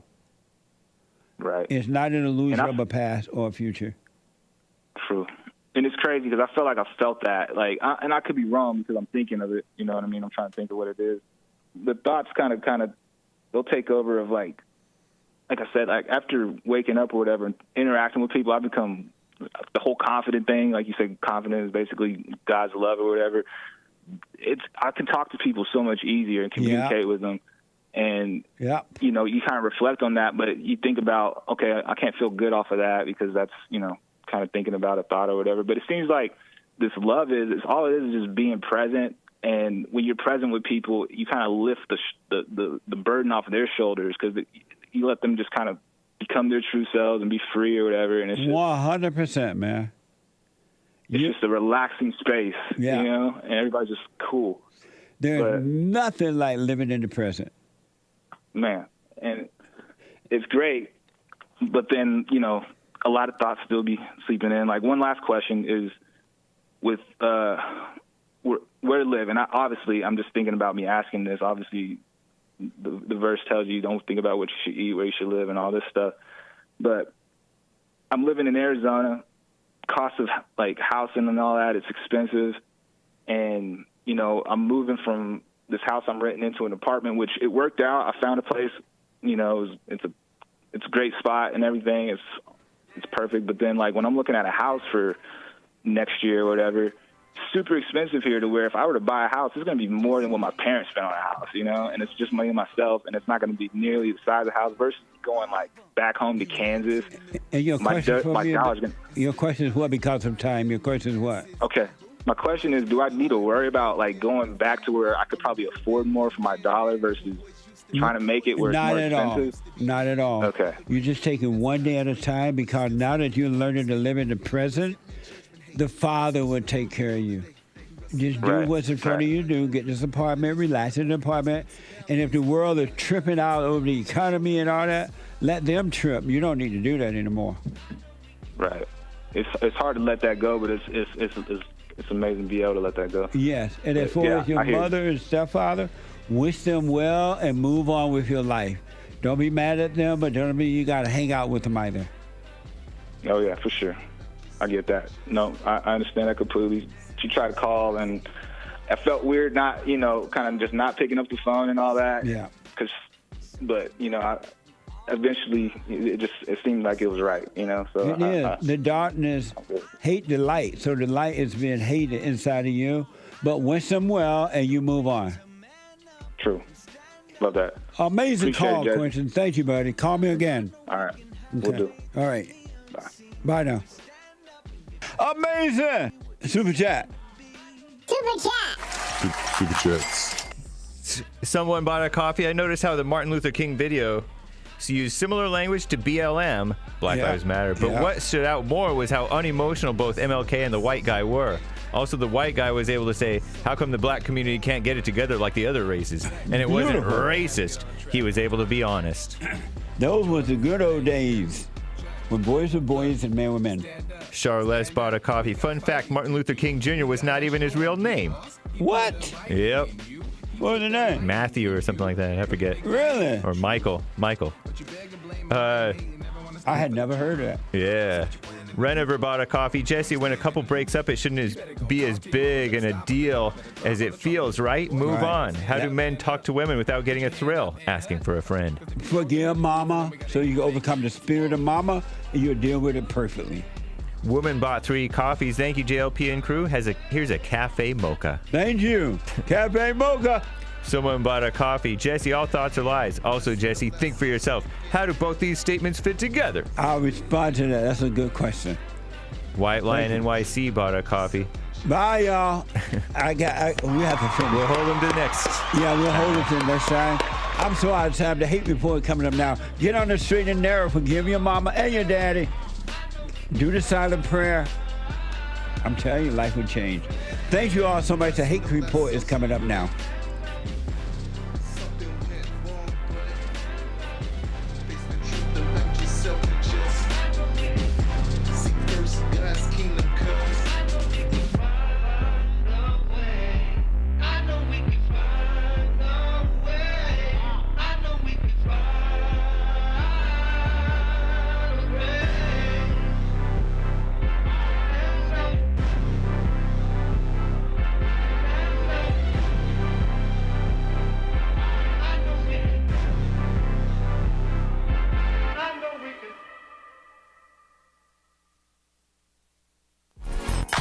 So, here's what I recommend. I invite you to download my silent prayer, and I want you to start doing it. You just download it, get the points of how to do it, and then after a while, you just do it on your own.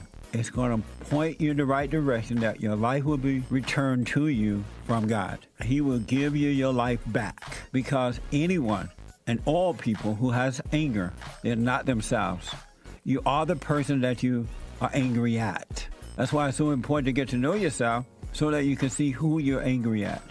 And if you're doing the hooping and hollering prayers and things like that, some people get up, oh, praise the Lord, hoop and holler, bless my mama, bless my daddy. Continue to do it. Do both. You will see if you want to stay with the hooping and hollering or do you want to be still and know God.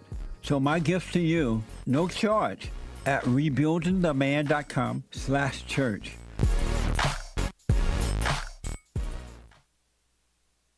Anytime you have situations happening in your life, always be still. Don't overreact. Most of the people that I know, they say, oh, I know Jesus. I love Jesus. I'm an observer. And as soon as something don't go their way, they get mad. I'm like, what the? If you overreact, folks, remember to do that. Don't overreact.